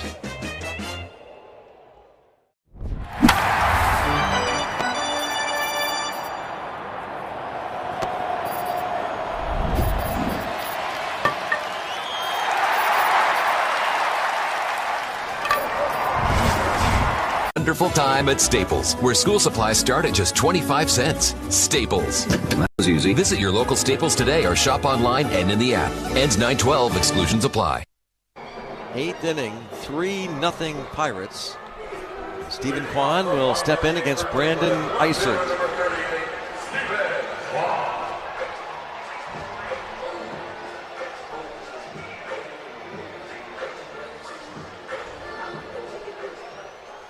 Has singled and grounded out.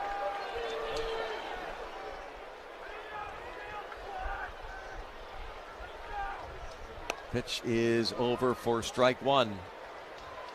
Boy, it'd be huge for Eisert to get through the 8th inning here. The doubleheader, I would assume Isaac Matson's down. Obviously, Carmen Majinski's down this ball game. So just Dennis Santana and Soto. And a base hit to center field for Kwan. To lead off the bottom of the 8th inning. 2 for 3 in game 2. He was 2 for 2 with a walk in game 1. Second baseman number 37, Travis Bassana.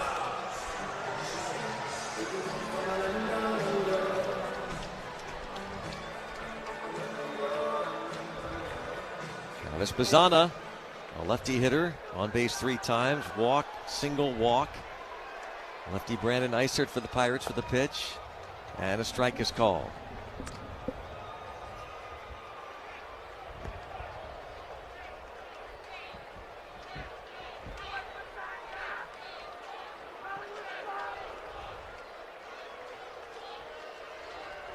There's the pitch.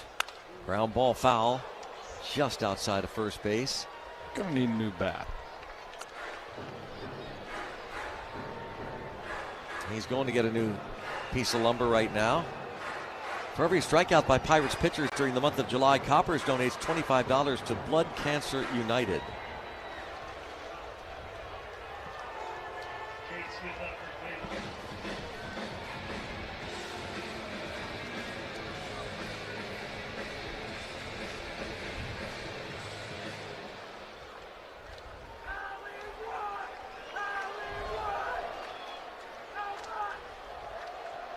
Travis Bassana, count of 0-2. Back at the dish, left-hand batter. Here's the pitch. Swing and a miss, the strikeout. Ball dribbles in front of Flores, the Pirates catcher. Second K for Eisert, 1 out in the bottom of the 8th inning.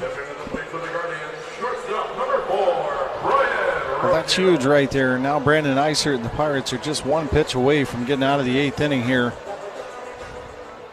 Go into the 9th with the opportunity to add on to this 3-run lead. And no one up in the Pirates bullpen. Here's Brian Rocchio, the switch hitting shortstop. Takes low for a ball. Looks like they're going to try and save Gregory Soto for the 9th. Hoping Eisert can get through this 8th. Here's the pitch. And a line drive over the head of the second baseman Lau. Try to time his jump, but just eludes him. Scrambling into second base goes Kwan. It's first and second with 1 out. Hit pretty well, but off the bat, I thought Brandon Lau was going to have a chance to get to it. Just a little bit out of his reach right there. That would have been nice. Line out with an opportunity to back pick to O'Hearn at first base to double up Kwan. Didn't happen. And now it's Chase DeLauder, 0 for 3 in game 2. Was 1 for 4 in the first game of this doubleheader. Pirates leading 3-0, but 2 on. And the pitch, swing and a miss. DeLauder with 11 homers and 46 ribbies. Kwan at second, Rocchio at first. Pirates leading 3-0. Hits now even at 6 apiece. Cleveland bats in the 8th. Brandon Eisert traded over from the White Sox a week ago. The pitch. Bouncing ball right side, but foul by about 2 feet. Outside of the first base bag. Jacob Gonzalez also acquired from the White Sox in that deal. And boy, in his first Pirates start, game 1 of the doubleheader. Started at shortstop and homered. Also had a single. And the Pirates game 1 victory. 0-2 the count on DeLauder, lefty batter. Southpaw Eisert delivers. A little bit outside.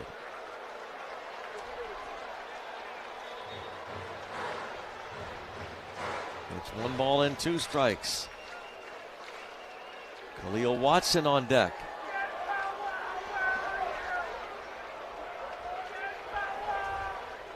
Eisert's pitch.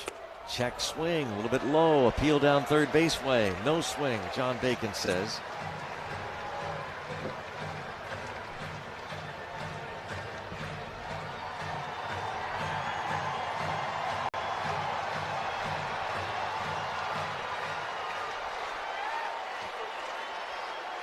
Two balls, 2 strikes on Chase DeLauder. Brandon Eisert for the Pirates looks to second. And the lefty brings it home. And a bouncing ball foul again. Outside of the first base bag.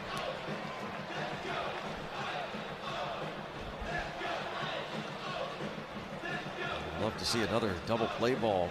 Pirates have turned 2 in this game. Food insecurity, something nobody should experience. That's why Edgar Snyder and Associates donates $50 to the Greater Pittsburgh Community Food Bank for every double play turn by the Pirates D this season. Another 2-2 pitch. Foul back. So far, Edgar Snyder and Associates, including the 2 twin killings in this second game. It's a 76 on the year turned by the Pirates defense, $3,800. Edgar Snyder and Associates. Cleveland bat spot of the 8th. Pirates leading 3-0. 2 on for Cleveland. The pitch. Fouled off again. DeLauder hangs in there against Eisert.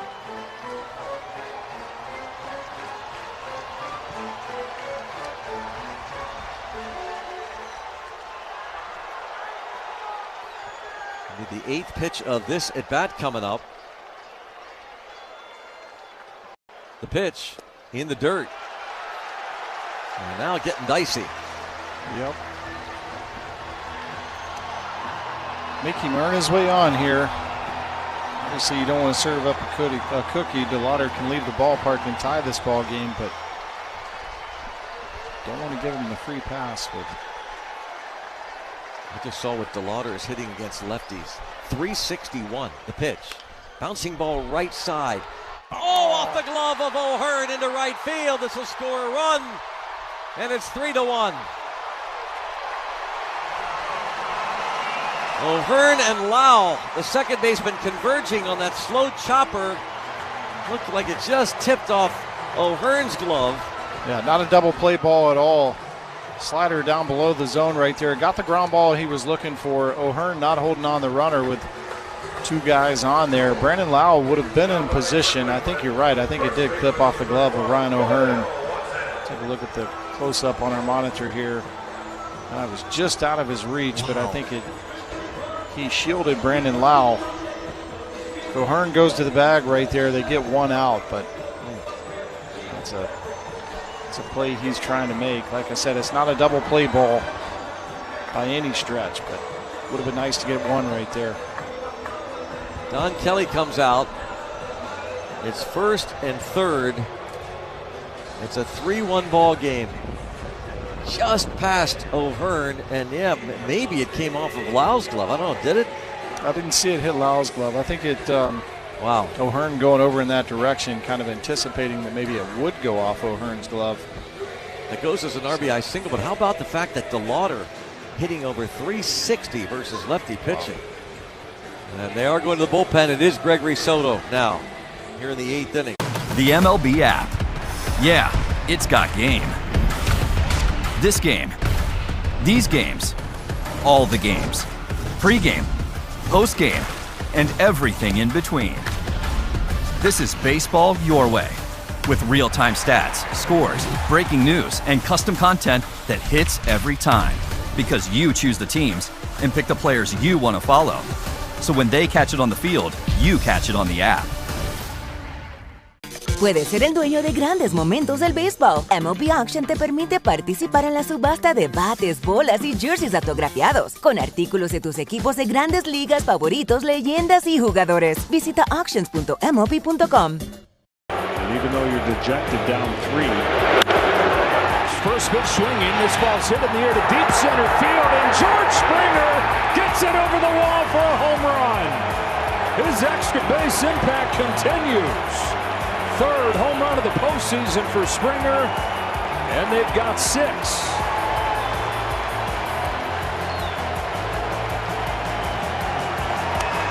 Fastball outer third up. He's ready for it.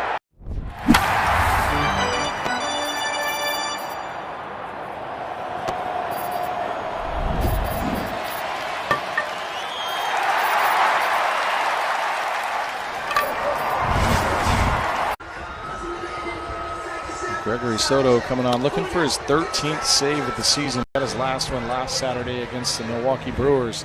He's also looking for his 11th career save against the Cleveland franchise. That's the most in his career against any other team. He's got his work cut out here. 1st and 3rd, 1 out. And try and get a ball hit on the ground, see if he can get 2 outs with 1 pitch, or see if he can strike out Watson. First batter he's gonna face here, but then he's going to have to get 3 outs in the 9th inning. Watson pinch hit in the 7th inning and flied out versus the righty Johan Ramirez. Now the lefty batter, the rookie Khalil Watson, facing the veteran Soto. Khalil Watson turned 23 years old in April. 1st and 3rd, here's the pitch, swing and a miss. 98 miles an hour upstairs.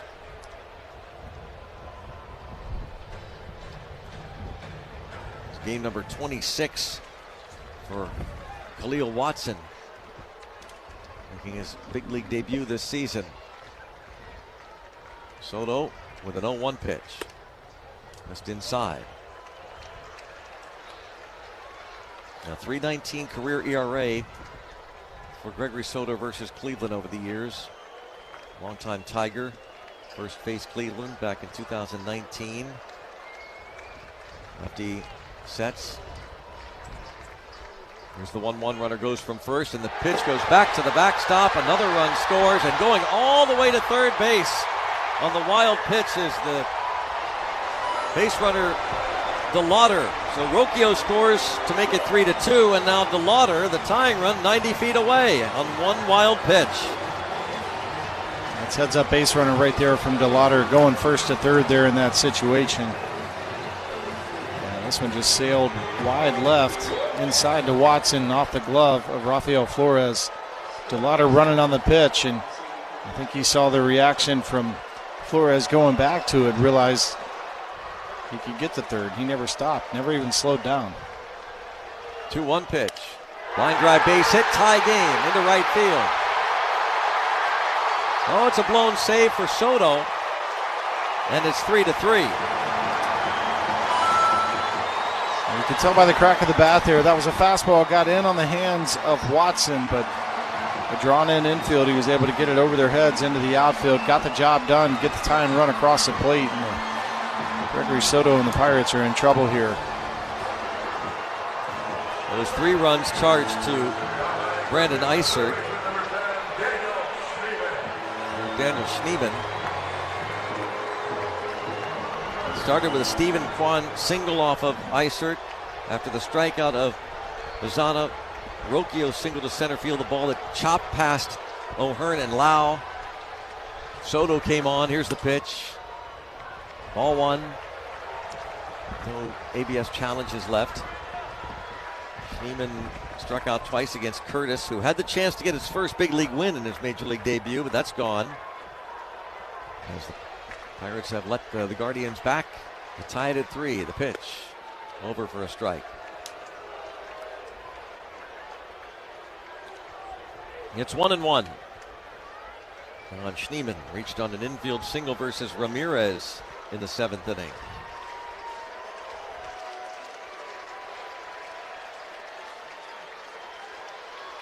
Soto's next pitch, low and away.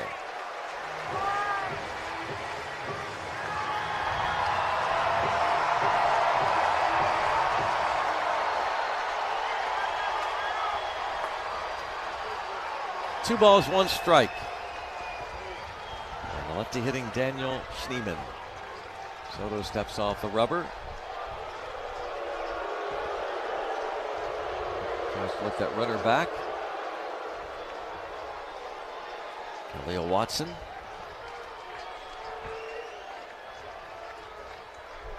And there he goes. Pitch is taken for a ball. Flores just throws a one-hopper into center field. And a trip. As the runner, Watson, after stealing second, was going to head to third, but he tripped. And now Stephen Vogt's coming out of the dugout. He's going to claim that Triolo. Yeah, Vogt's going to ask right here. Yeah, it looked like Jared Triolo was holding the tag down, or holding the glove down like he still had the baseball, but no, Alan Porter right on top of it saying no, he wasn't interfering with him getting up to go at all. Vogt heads back to the dugout. Second base umpire and crew chief Alan Porter.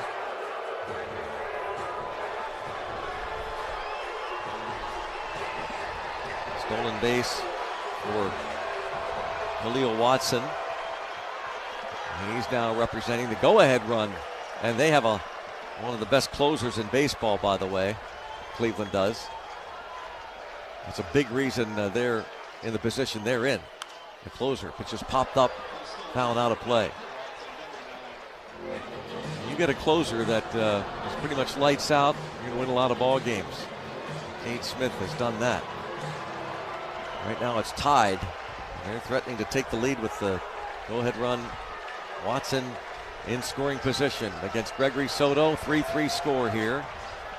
The pitch outside.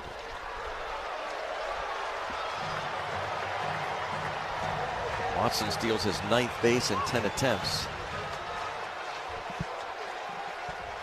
It's now 3-2 on Daniel Schneemann. Soto with the pitch. That's ball 4 in the dirt. And Soto has come in and corked a wild pitch. Not only scored the run, but allowed DeLauder to go from first to third. Gives up the RBI single to Watson. Lets Watson steal second and walk Schneemann. And here's Kyle Manzardo. And nobody up in the Pirates' pen. All that's left down there in the Pirates bullpen is Dennis Santana. My guess is with Isaac Matson. Pitching game one not available. Pitching in game one. What about Wilbur Dotel? Oh, yeah, that's right. Dotel was down there. Bill Murphy comes out. Pirates pitching coach, his first visit of the day and the night. And an ugly 8th inning here for the Pirates relievers, Isert and Soto. Leading 3-0 going into this bottom of the 8th inning. He got the strikeout of Bazana, did Isert. But then it's been 3 consecutive hits, the wild pitch, the walk. It's first and second. Lefty batting Manzardo at the plate.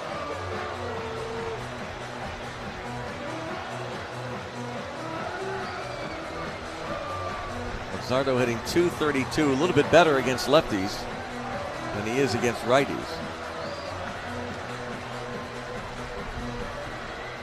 Bill Murphy, slow walk back to the first base dugout. Watson at second, Schneemann at first, 1 out. 3-3 score in the 8th. Guardians batting against Gregory Soto, and the pitch. Swung on and missed on the slider. Let's pause for station identification on the Pirates Baseball Network.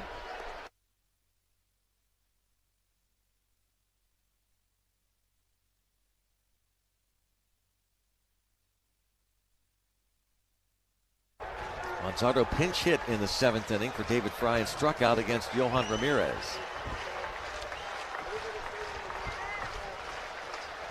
Here's the 0-1. Swung on and missed. Went back to the slider. A couple of really good-looking sliders right there from Soto. You can tell Manzardo is geared up for that 97, 98 mile-an-hour fastball. He's way out in front of both of those.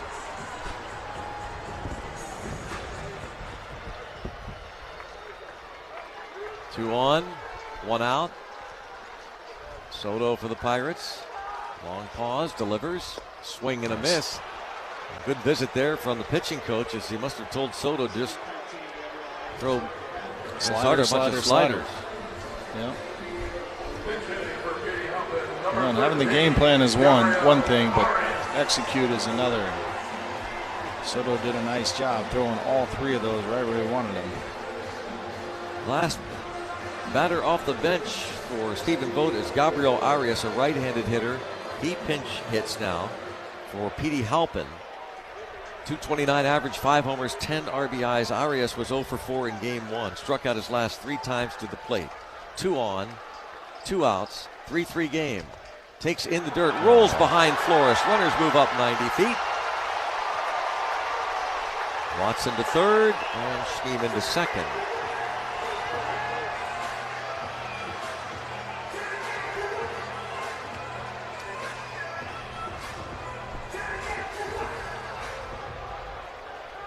Second wild pitch of the inning on Soto.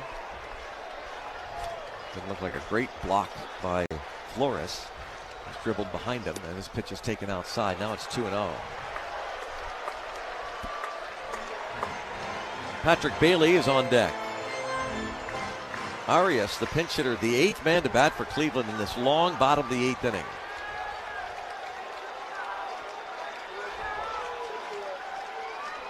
Soto's pitch, swing and a miss. Big cut off that slider.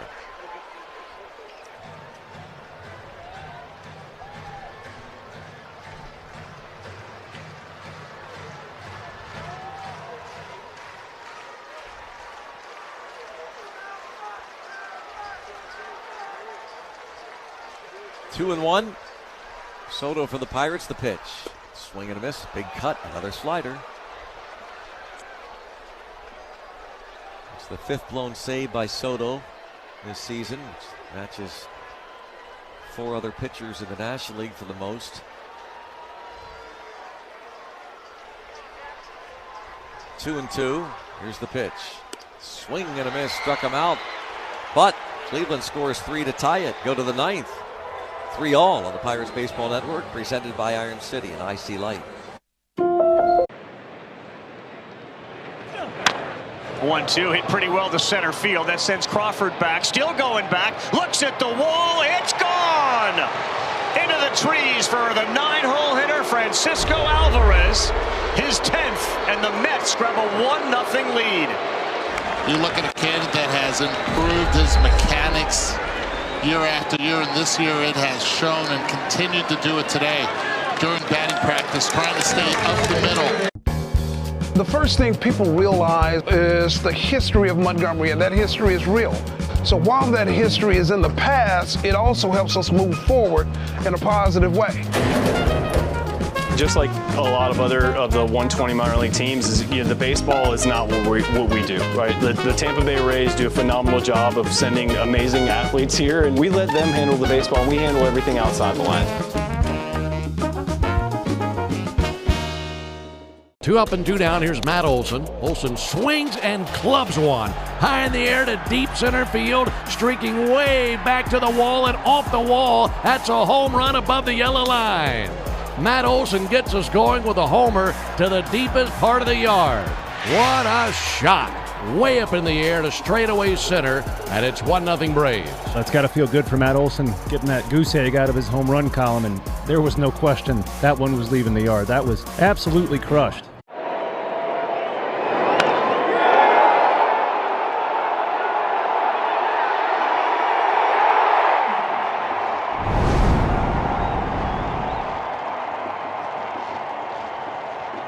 Smith comes on to try and keep this a tie game. 9th inning, 3-3.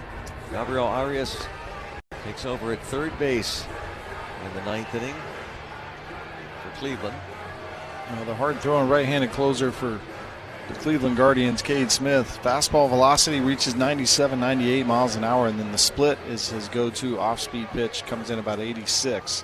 He's also got a sweeper that he'll throw occasionally, about 13% of the time. But he leads Major League Baseball in saves. 38 saves. He's thrown in 42 games. He's got a .284 ERA, 63 strikeouts in 44 1/3 innings of work, just 11 walks. Opponents hitting .229 against him, and actually right-handers hitting better than left-handers. Left-handers come in at .213 and righties are .250. Daniel Schneemann moves from third base to center field in the 9th. Rafael Flores Jr. at the plate. The pitch. Up high, ball 1. Flores Jr. has flied out and walked twice. Smith is the 7th pitcher to work in the second game of the doubleheader. The pitch to Flores is high.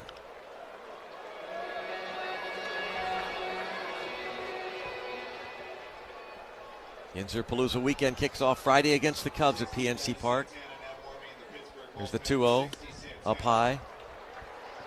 Annual Yinzer-Palooza weekend presented by Mrs. T's Pierogies, celebrating all things we love about Pittsburgh. Go to pirates.com/Yinzer-Palooza. 3-0 on Rafael Flores. Cade Smith delivers, taking all the way in a strike.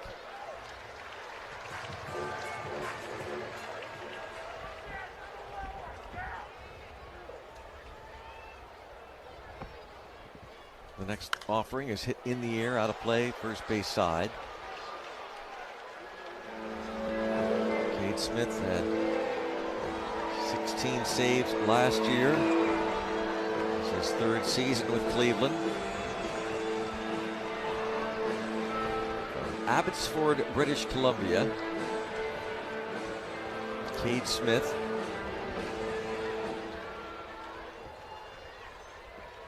Last worked 6 days ago against the Marlins.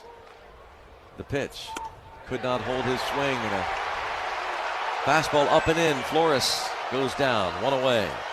Rafael Flores jumped ahead 3-0 right there, and Cade Smith came back. That patented 4-seam fastball up at the top of the zone, and he's got elite extension too, so his velocity 97, 98 is even going to play up harder because of how well he gets down the mound. He's a big guy, 6'5".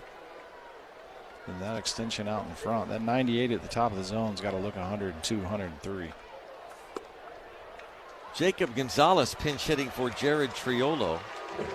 Gonzalez homered in his first start as a Pirate in Game 1. His first at bat, 2nd inning off Gavin Williams. 3rd home run this season. He had 2 of the White Sox. Lefty hitting Jacob Gonzalez takes a ball 1-1. .253 average in the big leagues.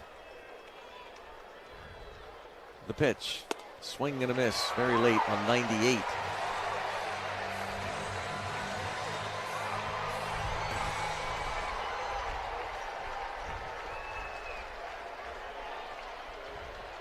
Next pitch swung on a miss, blew that one by him. That was no contest, back-to-back strikeouts. Yeah, he even quick pitch right there on Jacob Gonzalez. Got to 1-2 and then came set and pitched. Didn't hesitate at all at 98 miles an hour, just above the strike zone. And again, that velocity combined with how far out in front he releases the baseball, it's going to look like it's going to jump for sure. Jake Mangum is hitless in the doubleheader, 0 for 9 today. Strike called on the switch hitter, batting left-handed now.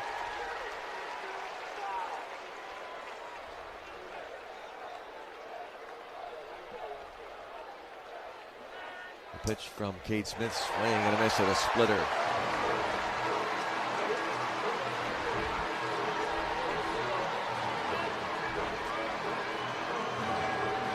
0-2. Boy, he's been very efficient. Cade Smith here to get the first 2 outs in the head. Mangum.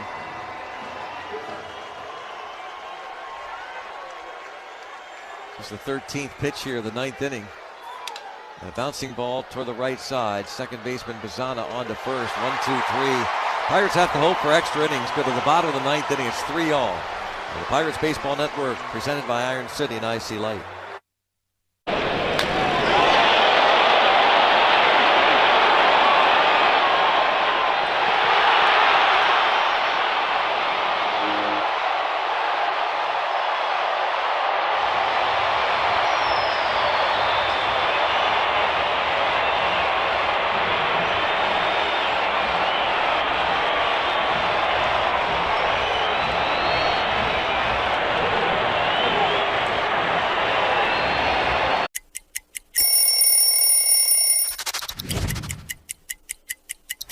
Getting traded to Boston from Chicago. You see here the traditional jersey. I love a road jersey because it says where you're from, and this is simple, clean, and cool. And then you see this patch right here. This is from the 2013 postseason run, which was unlike anything I had ever been a part of. To punch through and hoist that trophy. Boston strong forever, baby.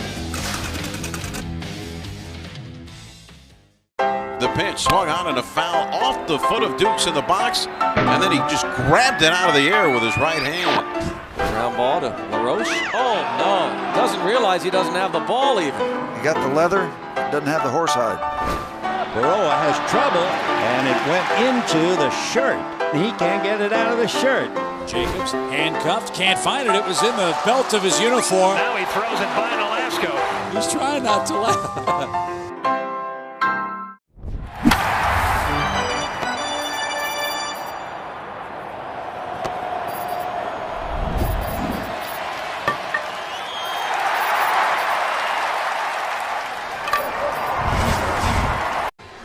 Bottom of the 9th inning as the Guardians look to earn a split of this day-night doubleheader.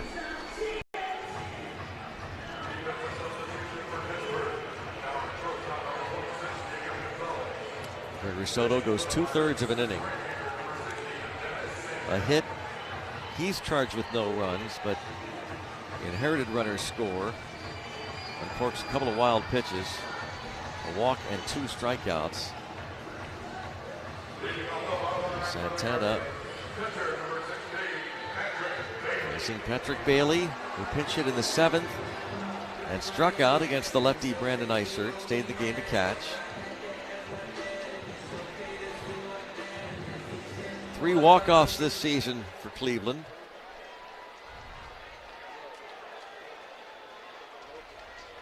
Here's the pitch. Ball 1 outside.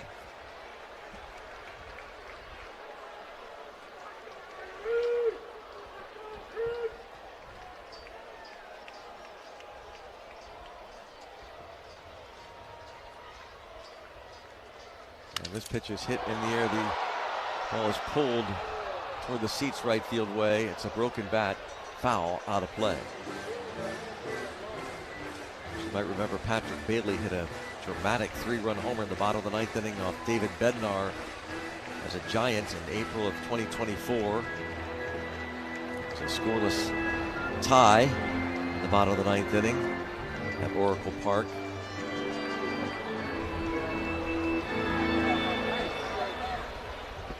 Bailey has the new bat.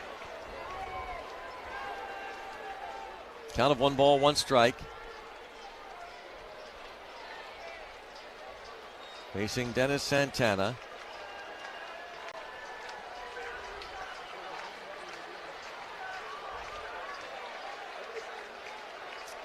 Bailey picks up something by home plate and hands it to the umpire Jim Wolf. A bit of piece of that bat. 1 ball, 1 strike count. Ready to go. Pitch from Santana. Fouled back, out of play.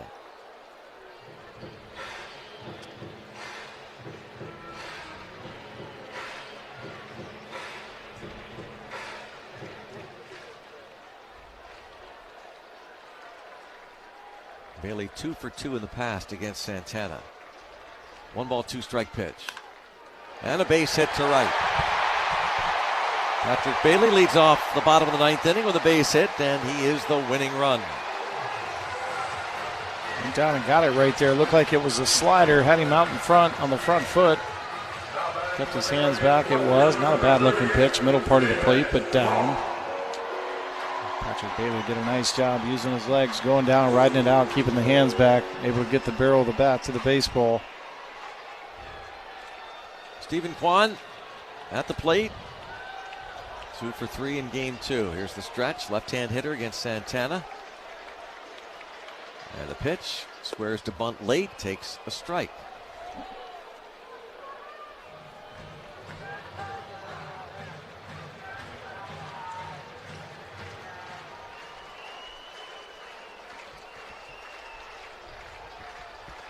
Santana for the Pirates sets. The pitch. Foul back.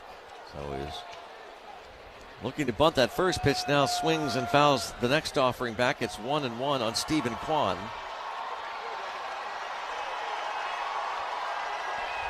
Patrick Bailey represents the winning run at first base. Nobody out. Bottom of the ninth inning. Cleveland batting here against Dennis Santana. 0-2. The pitch. And line the other way, and that's trouble. That's a base hit into the corner. Heading toward third is Bailey. He's going to be waved home. And it's going to be a throw to the plate, and out at the plate! Bailey went in standing up. Reynolds overthrew the first cutoff man.